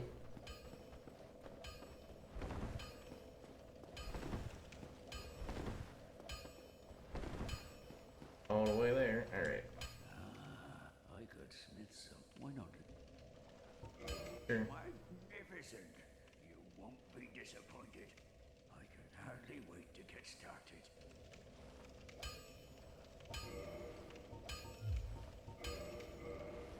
I'll be seeing you, Matt. Be careful. Okay, Andre has probably the most useful form of smithing, because he just specializes in making normal weapons pretty good. Gonna have to reverse hollowing, I think. Alright. So with Miss Ray, oh, not Miss Ray, with the Firekeeper kind of out right now, some of that humanity. Get my beautiful face back. My default, whatever race it was I picked, face. Yeah, with the one lady out, I think this is gonna be an important bonfire for us, because it's decently close to Firelink and such. So kindling it to where it offers us 10 flasks, probably a good idea. Look like a guy. Again, it doesn't do much, but... Alright, maybe now that I can do real damage. He swung that so slowly. And it somehow hit me twice, which is really cool.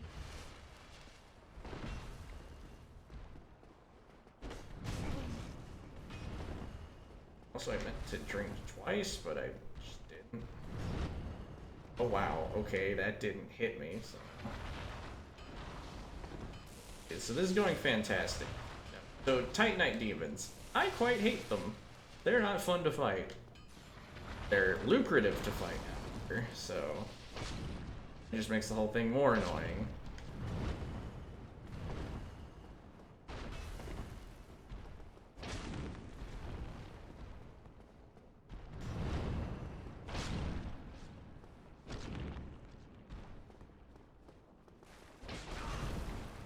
Yeah, their moveset isn't at... The main thing is just the way they're built means that they're just kind of annoying to fight up close and personal.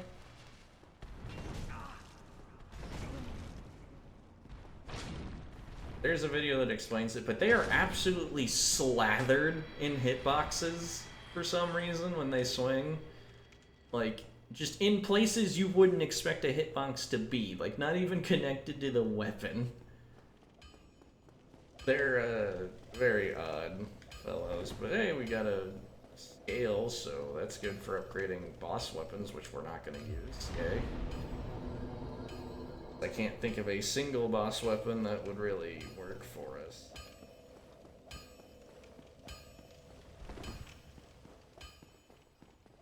Back down we go. Now we can access Darkroot Basin the way you're intended to, which way I'm gonna go into it from. Navigate that way. Things are better when you start from the beginning. Not in love with this area for a few reasons, but by default it's not that bad. First thing we have to contend with is these guys. They flinch easily, they're not overly sturdy, and they drop like every type of moss under the sun. But they make their limbs all stretchy and then swing at you, and that's kind of annoying.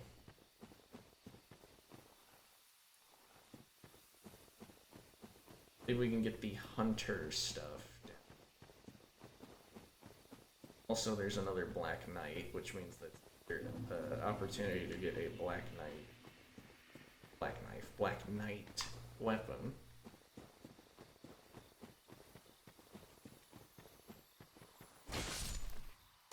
It's a Titanite lizard. We finally met one. You kill them, be a Titanite. Go figure. They don't respawn. They're typically positioned in areas to where chasing after them leads you to like run straight into danger. So you kind of have to temper your greed a little bit.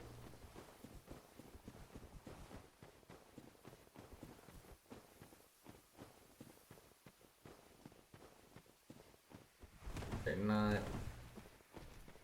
Here we go. A Black Knight. Well, not the Black Knight, but a Black Knight. The one I was talking about. Can't believe we just let that happen. Wow. Two-shot? Oh, sick! Alright, we got the halberd drop. Good. Not a fan of halberds, but this one's just really good. Unfortunately, it is also really heavy. We're going to need 21 to 22 strength to wield that, so that's going to be a bit.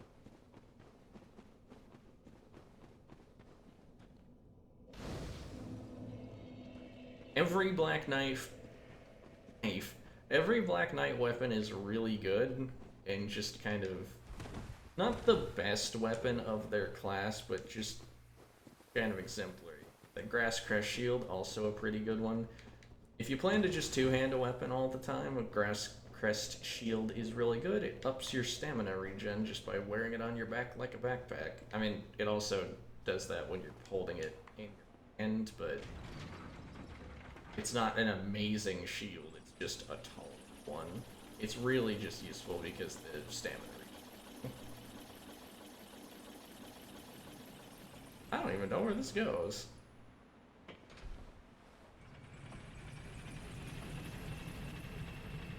Yeah, there are some bosses to fight, some stuff to get in the woods, but none of it's all that.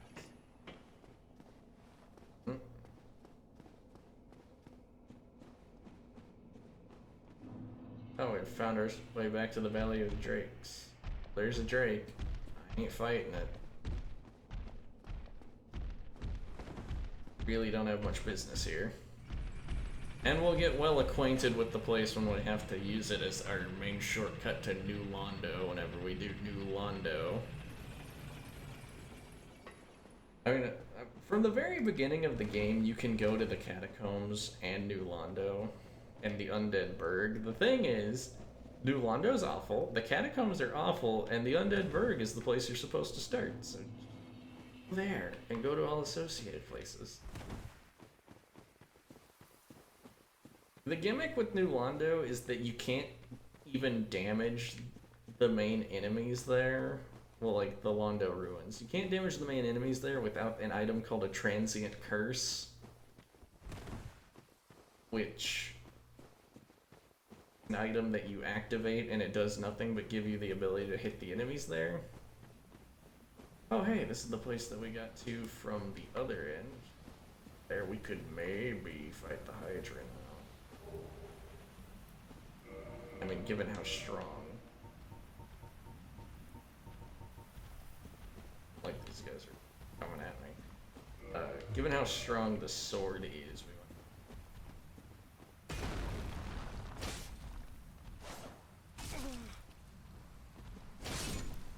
These gems. I don't like them that much. Kinda cool, but not really something I'm ever overly eager to fight.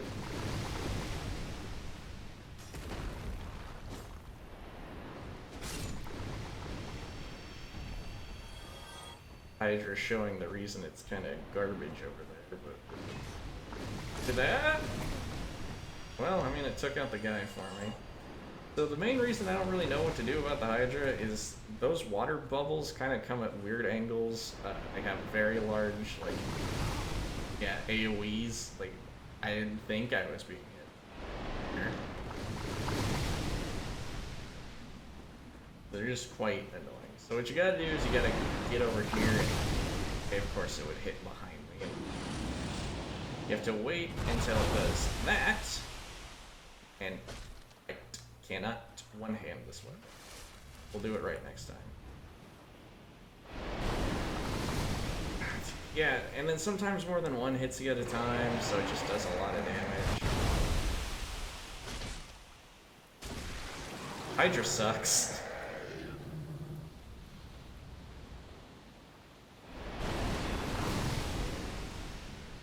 I just put up the shield and hope. That's my game plan against the water balls.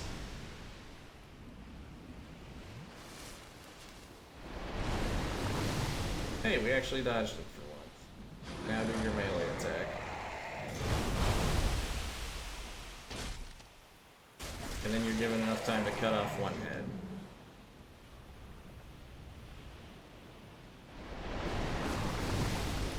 And this water is very, very shallow. It does not go very far. So... Okay, good. I'm glad there was so much smoke I couldn't see shit. Okay.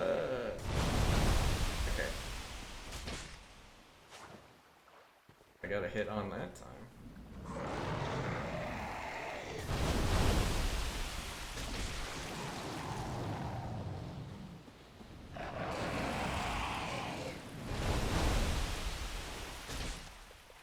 The water is exceedingly shallow. There's just an edge there that you'll fall straight off into after a point.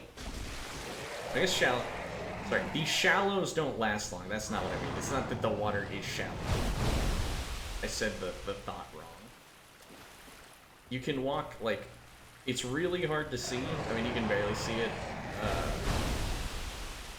There's just a point where you... Oh, oops. You just hit an instant kill plane. So you can't even walk over to the base of the Hydra. Like, go fight him that way. But we handled it. Oh wait, never mind. He's not quite done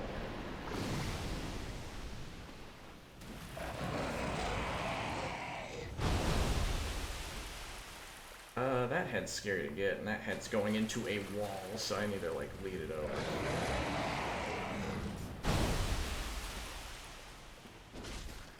that enough? Yay! Dust Crown Wing and another Dragon Scale. I believe the Dust Crown Ring is for casting. Grants extra magic casting, halves HP. That's not worth it. Wait. Right there is the edge. Like right there. Really hard to see if you're not looking straight at it.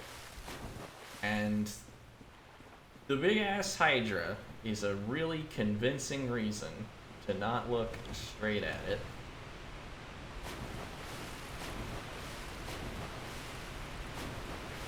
But now we have to go around the edge here.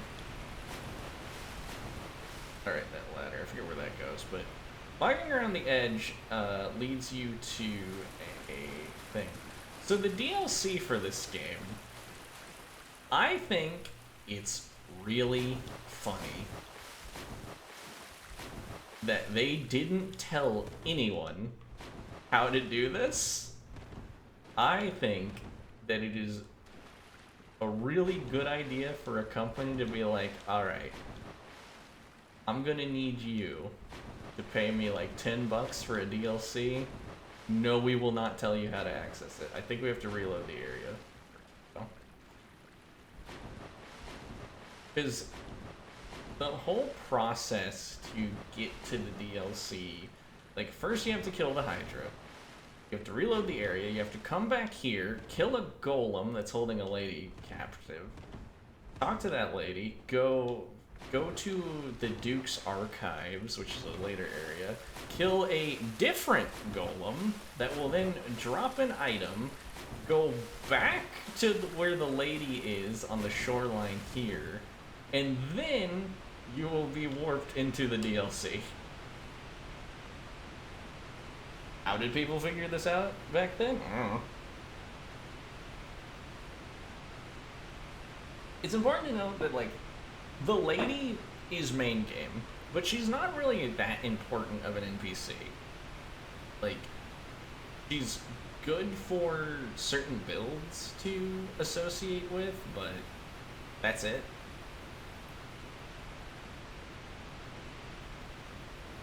I mean, heck, we could potentially make use of her services, honestly, but I don't think we will.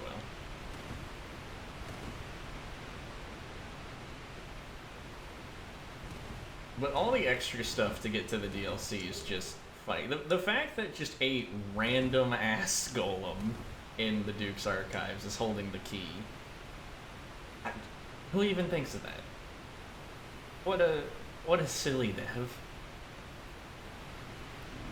If I remember correctly, at least the golem is a distinctive color, which at least might set off an alarm bell of like, oh hey, that's important. But it might not be. This area has great stone soldiers and also really big cats.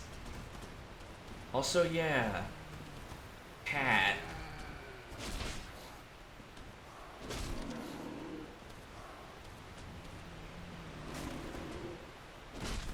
There's an area where you can get jumped by 3 of these things at the same time.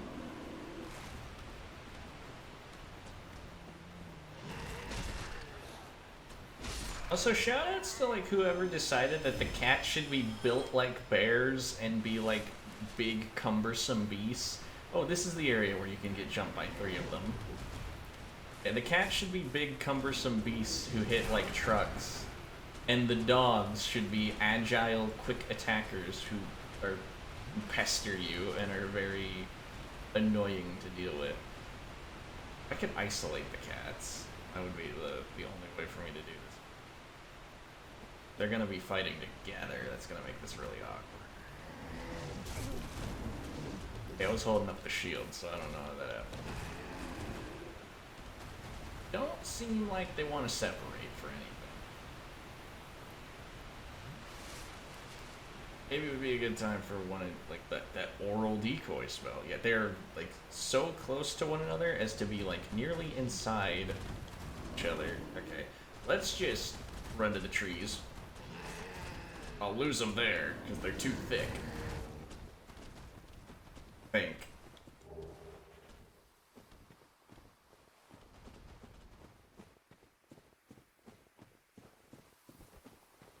Alright, moving on.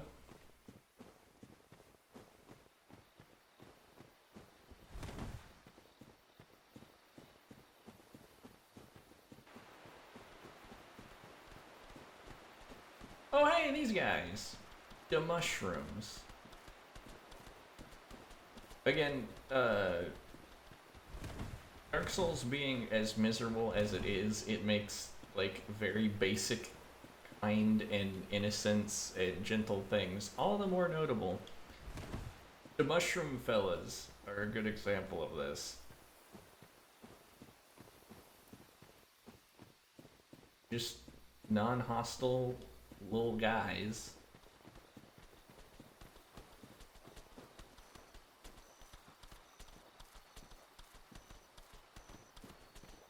Now, I don't know if they're aggro on sight. They might be, but the big ones, hello, friend. Okay, he's got murder in his heart. Yeah, the big ones will kill you. I believe if you kill a little one, it will cry out, which makes the big ones converge on your location. Otherwise the big ones are just kind of chilling out. But yeah, if you kill one of the harmless mushrooms, you deserve having the parents gang up. Only other thing that's notable about the big mushrooms is, like, its punch might have looked wimpy, but if that hit me, it would have sent me flying, and probably have killed me. I don't think it's that strong, but it would have, like, knocked me back really far and done a lot of damage. So they're kind of infamous for possessing a falcon punch.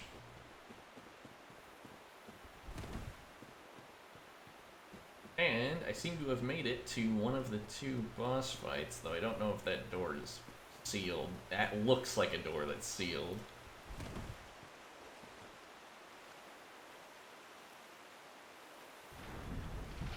No, it just opens right up.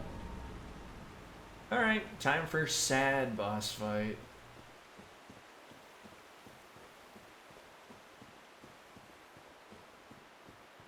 This one is also story mandatory.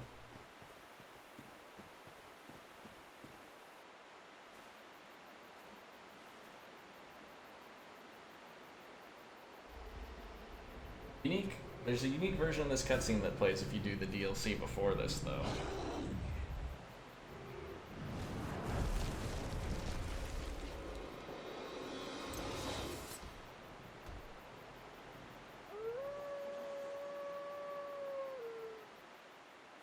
Normal looking dog. I guess it's a wolf.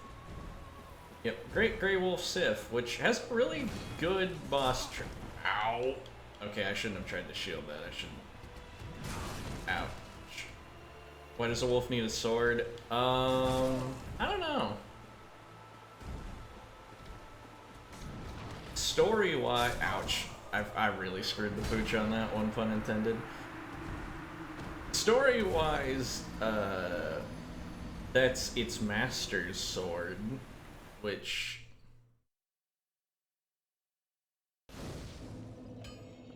maybe helps explain why it has it.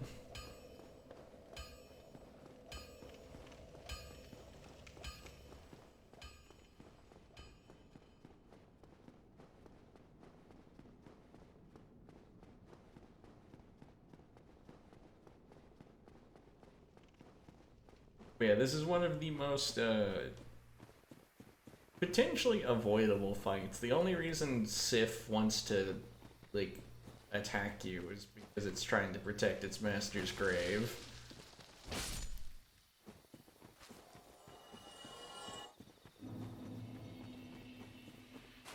Which, you know, fair enough, but I need it.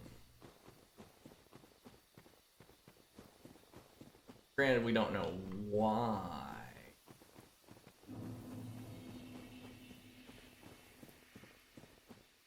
Reward for beating Sif is a ring that allows you to traverse the abyss.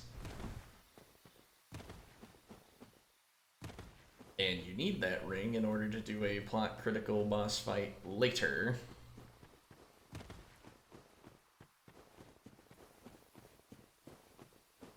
This sword's so good I might oh, there we go. This is where the here died. Okay. This sword's so good I might level up another great sword just because it's quite satisfying. Or I could like actually I should probably like, on that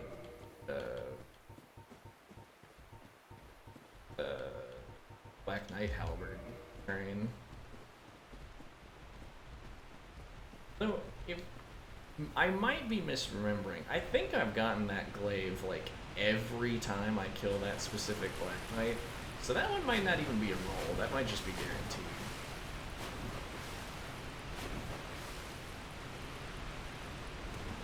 The Black Knight weapons having a high but not guaranteed chance of dropping does make them kind of interesting though, because they have pretty big, like if you're willing to stop what you're doing to use them, they can have really big ramifications on your run. So I'm just gonna not use the shield. Actually, I could potentially make use of it getting to Sif, but I don't need to use it during the Sif fight.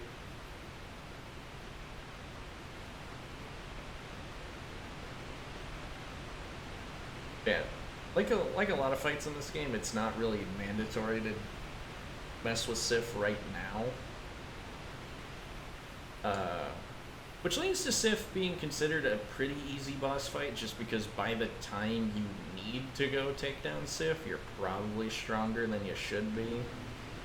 There's another boss fight that's even more infamously struck by this condition. The major boss of the Catacombs area.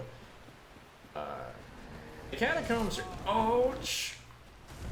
Oh no, not in the way. Anyways.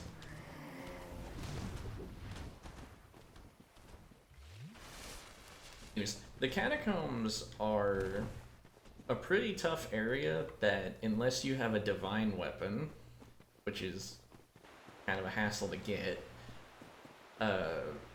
full of skeletons that respawn and just kind of an annoying slog. But the boss fight at the end of the Catacombs has very little HP, and this gets exacerbated if you wait to do the Catacombs until you can comfortably traverse them.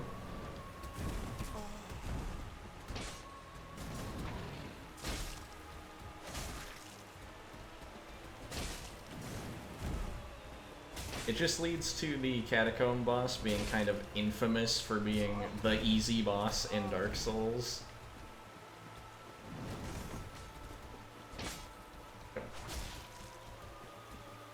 Naturally, the best place to be when fighting Sword Wolf is nowhere near the sword.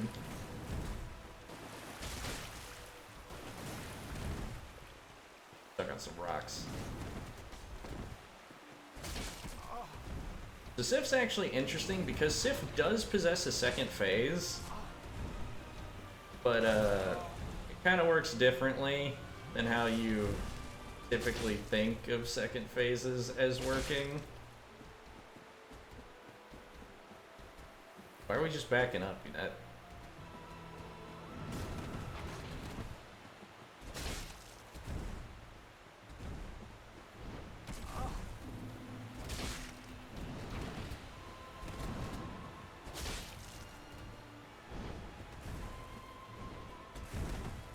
I don't want to show it.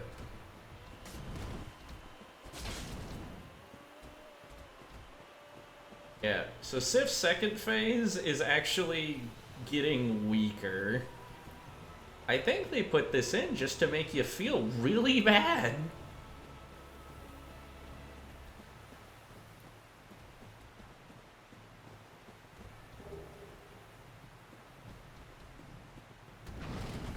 Yeah, now the attack is much slower and easier to dodge. It's just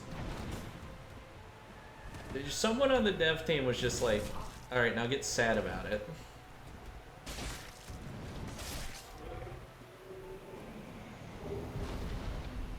Covenant of Artorias is what we did. I don't really believe that we gained humanity from killing the dog, but that's just me. Hornet Ring is pretty useful, it might.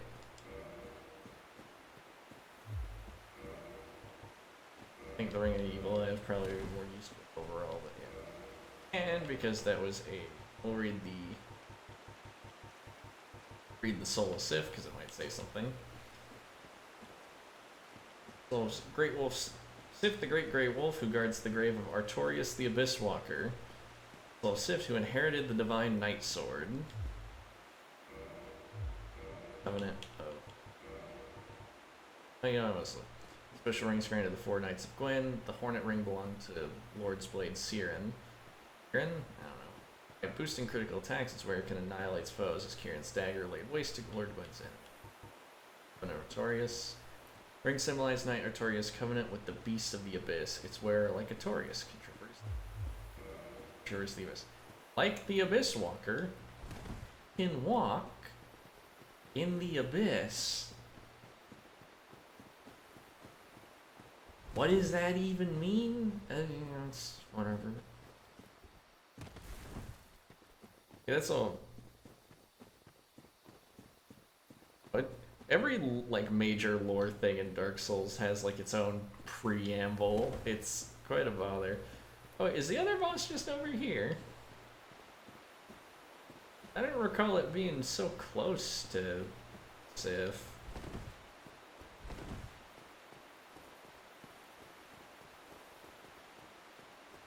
Oh wait, we gotta fight our way through the gank squad.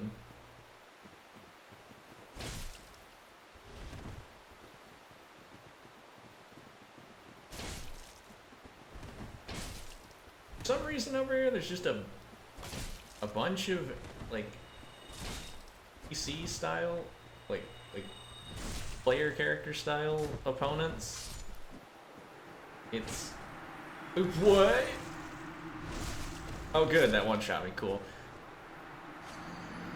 That very, very generous hitbox where he warped behind me is cool. I hope the healer stays dead, because I don't want to deal with that again. Alright, well. I'm gonna equip the Night Shield just because the,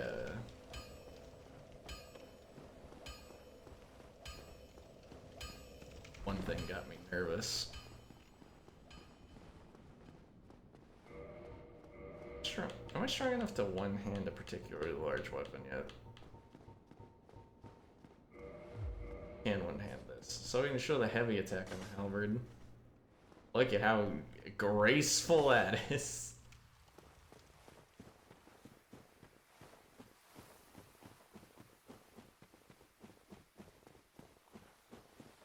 I remember watching a video by some, like, one of the guys super interested in, like, I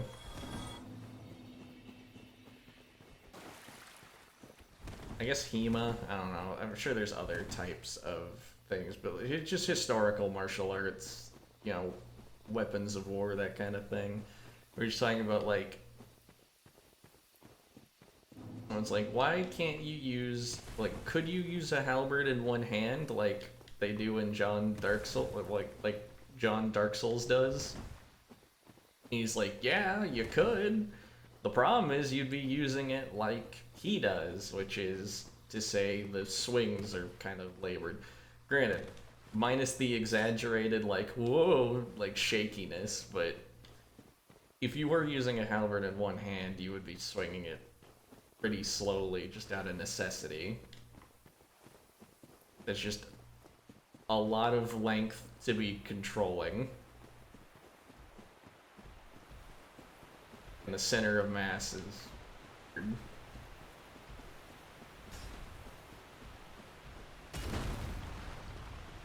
All this to say is using a halberd in one hand is probably not a good idea. but I'm gonna be doing it anyways.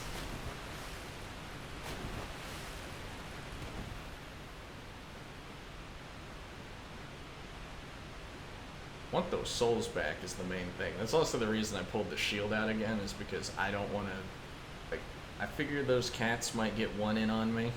I do not want the cat to kill me. So I'm going to cower behind my shield.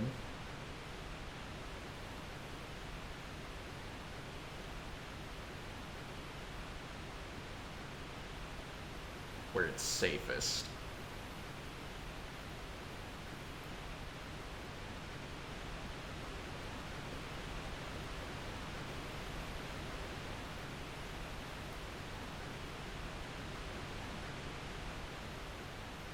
Up another ladder.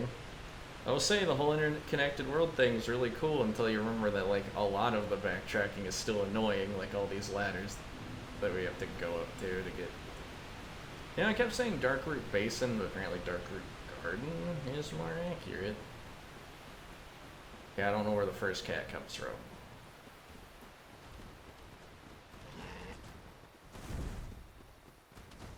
Okay, we made it with no incidents. Time to go to back weapon that actually does damage. It is now a little under halfway to being broken. Go figure. Again, I've been using it a lot. I am pleased with having used it though. It's like, again, just for no investment, it does a lot. I guess the souls was an investment, but without needing to pump Titanite shards into it, like, it's still doing more damage than the thing I've upgraded the most. Granted, I don't think the thing I've been upgrading has amazing scalings for the type of build I'm going for. Yeah, it's C and D. It's probably just better off building decks to make that scale well. On a quality build, it'd probably be better off using a great sword or a straight sword.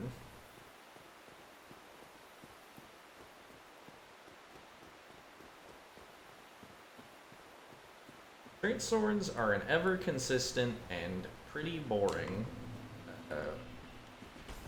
weapon type.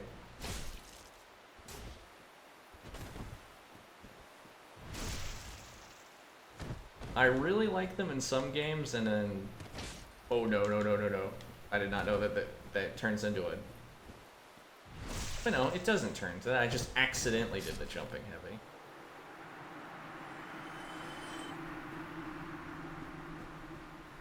Okay, the healer again.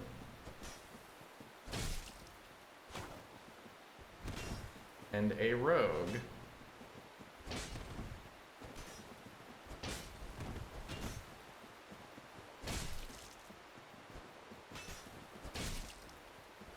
I'm not a huge fan of this encounter. Oh good, that was a full heal. I was hoping that I could, you know, take him out afterwards.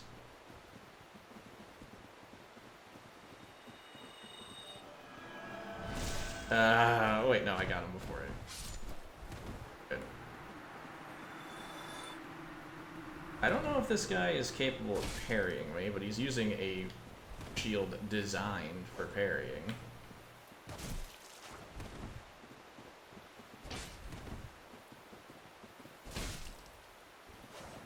And he didn't.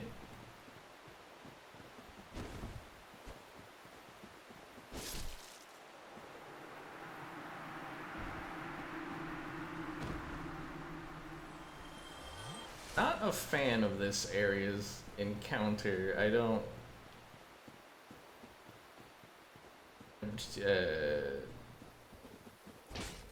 You come in here the other way, and you have to deal with the... like, ouch. Any more people with this stupid sorcerer? Ouch. Thank goodness that the sorcerer's weapon sucks, because otherwise he might have actually hit me.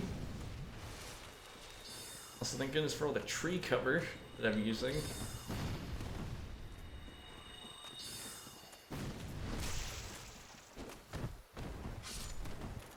Okay, now finally the knight using the same shield as me. Our battle will be legendary. We both studied the blade. He's using the claymore. I really like that a lot of NPC type enemies in this game have the same weakness as Bowser from Mario 64. Dude.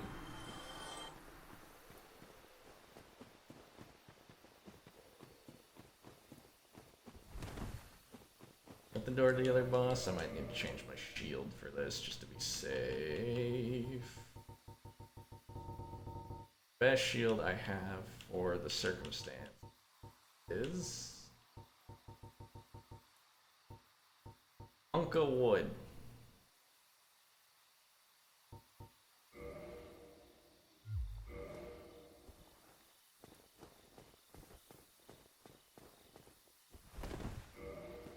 Can still roll decent. Oh wait, I can't open. Whatever. Whenever I find the boss, I will be using the hunk of wood. Which, oh yeah, this is gonna show up. Great shields can't parry. Instead, the parry button gets replaced by just smacking someone with it.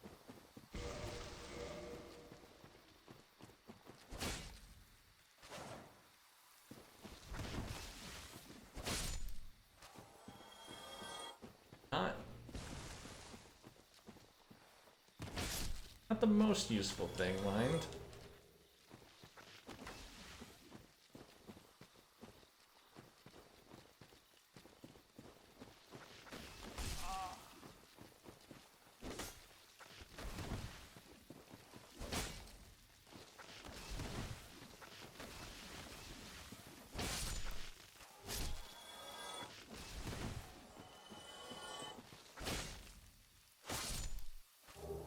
Your mosses.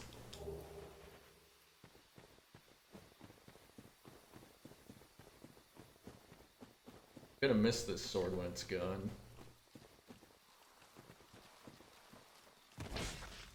Ouch.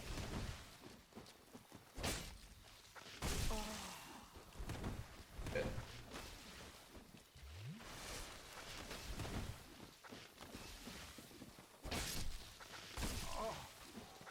Drink more.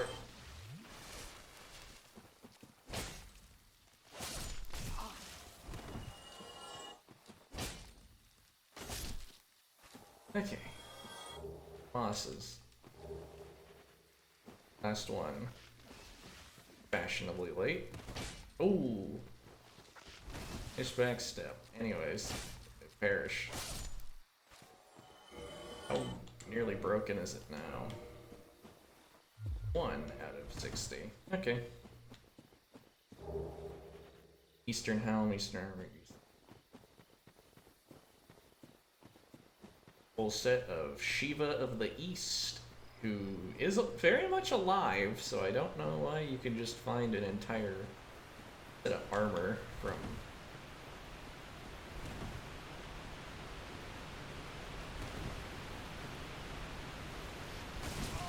Dang.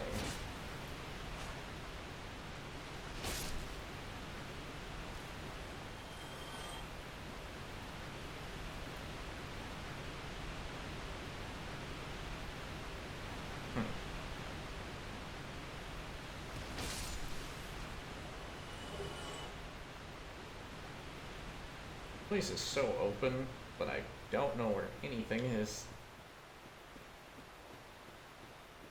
Guess that leads down to the path to the bridge I saw. Not super concerned with that. Man, I don't remember where the... Ow. Oh, good. Oh, they come in pairs. We already fought a knight. How lazy. Just putting in another knight. Oh, he fat rolls. Great. Ouch. Got a way better heavy attack than me.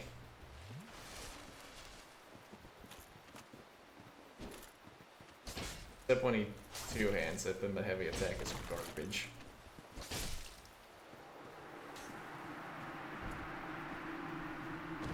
I don't think they ever drop me.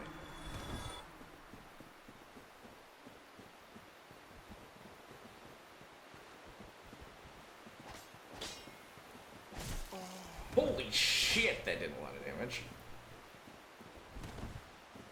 Like, the archer was gonna be really threatening.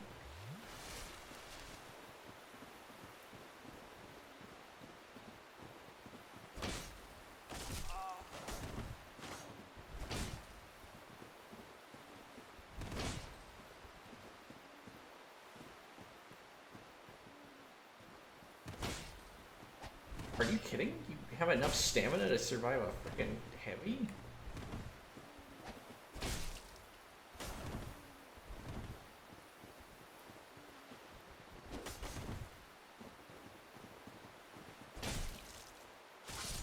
There you go. Okay, we're quite done with all the NPC type enemies. There's an in-universe reason for that. I suppose it's supposed to be like an example. There's a covenant you can join. I managed to just walk all the way back to where I started.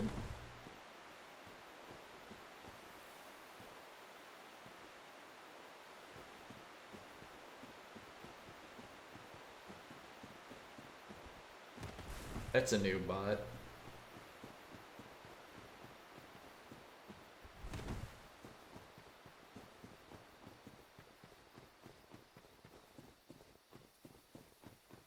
Yeah.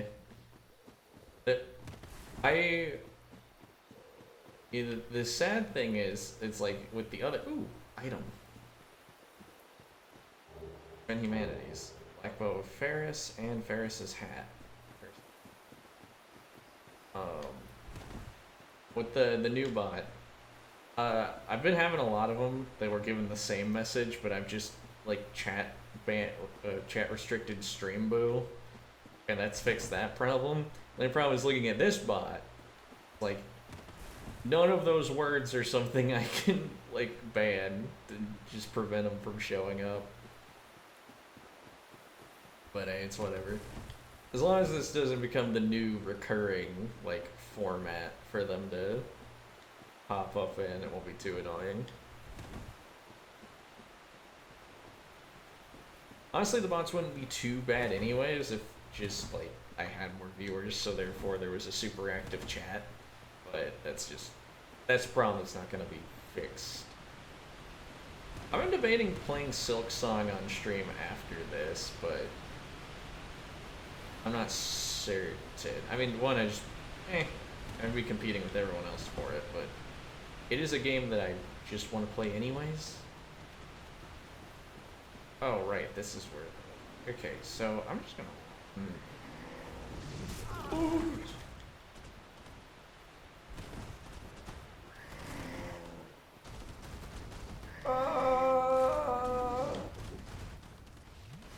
Alright.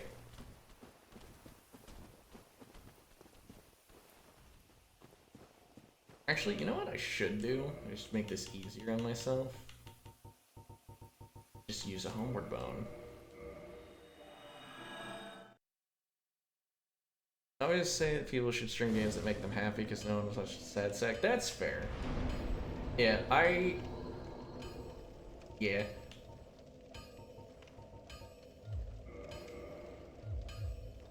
Oh, you know, I should have leveled up my strength more so I could use the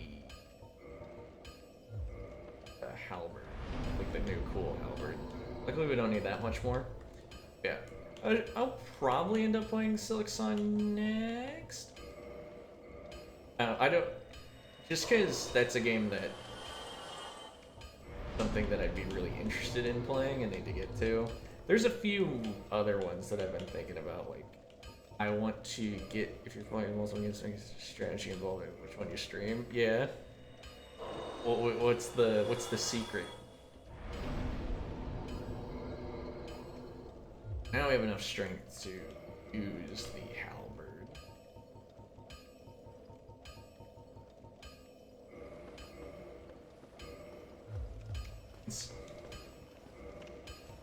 is quite heavy, though.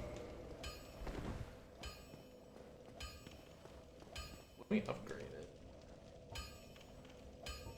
You want to play games lots of people want to watch, but few people are playing. Yeah, that's fair.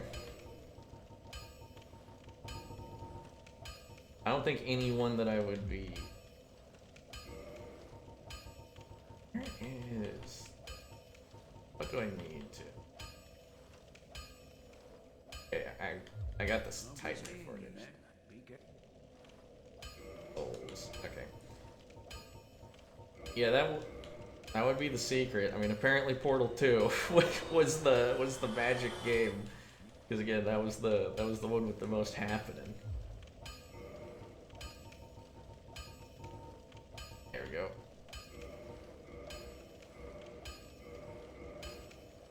Bada boom. Yeah, because as I've been thinking about what I want to do, I definitely want to get a Pokemon game in at some point, even though I know that's not like the most deadly weird heavy.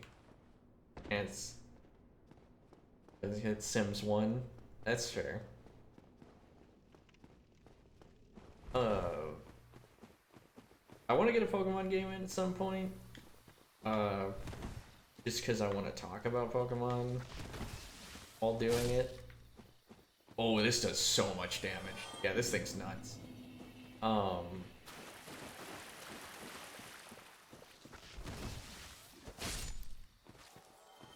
this weapon's gonna carry for a while. All that effort trying to make the S-Stock work, and then this thing shows up.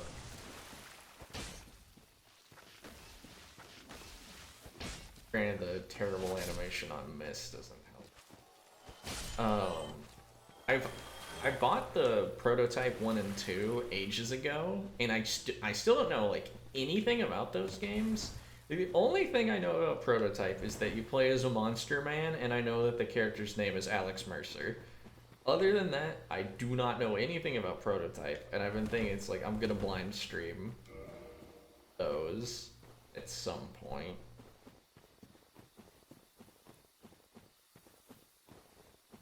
I don't even know how long it would be.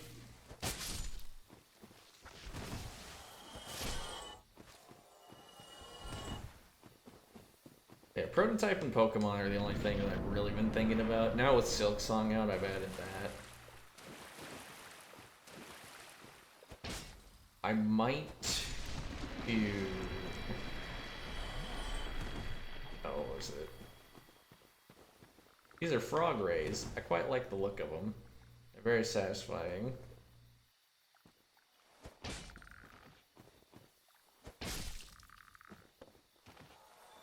Get them. Let's see.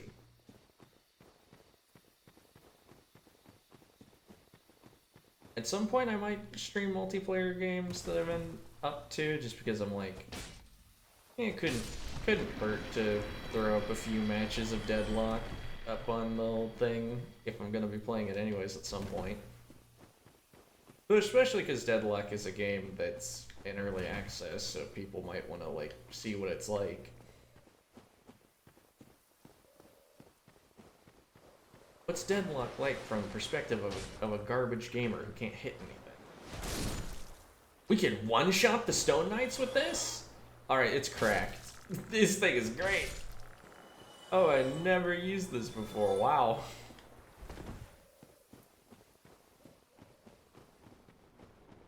I might hate halberds, but this one's one of the good ones, apparently.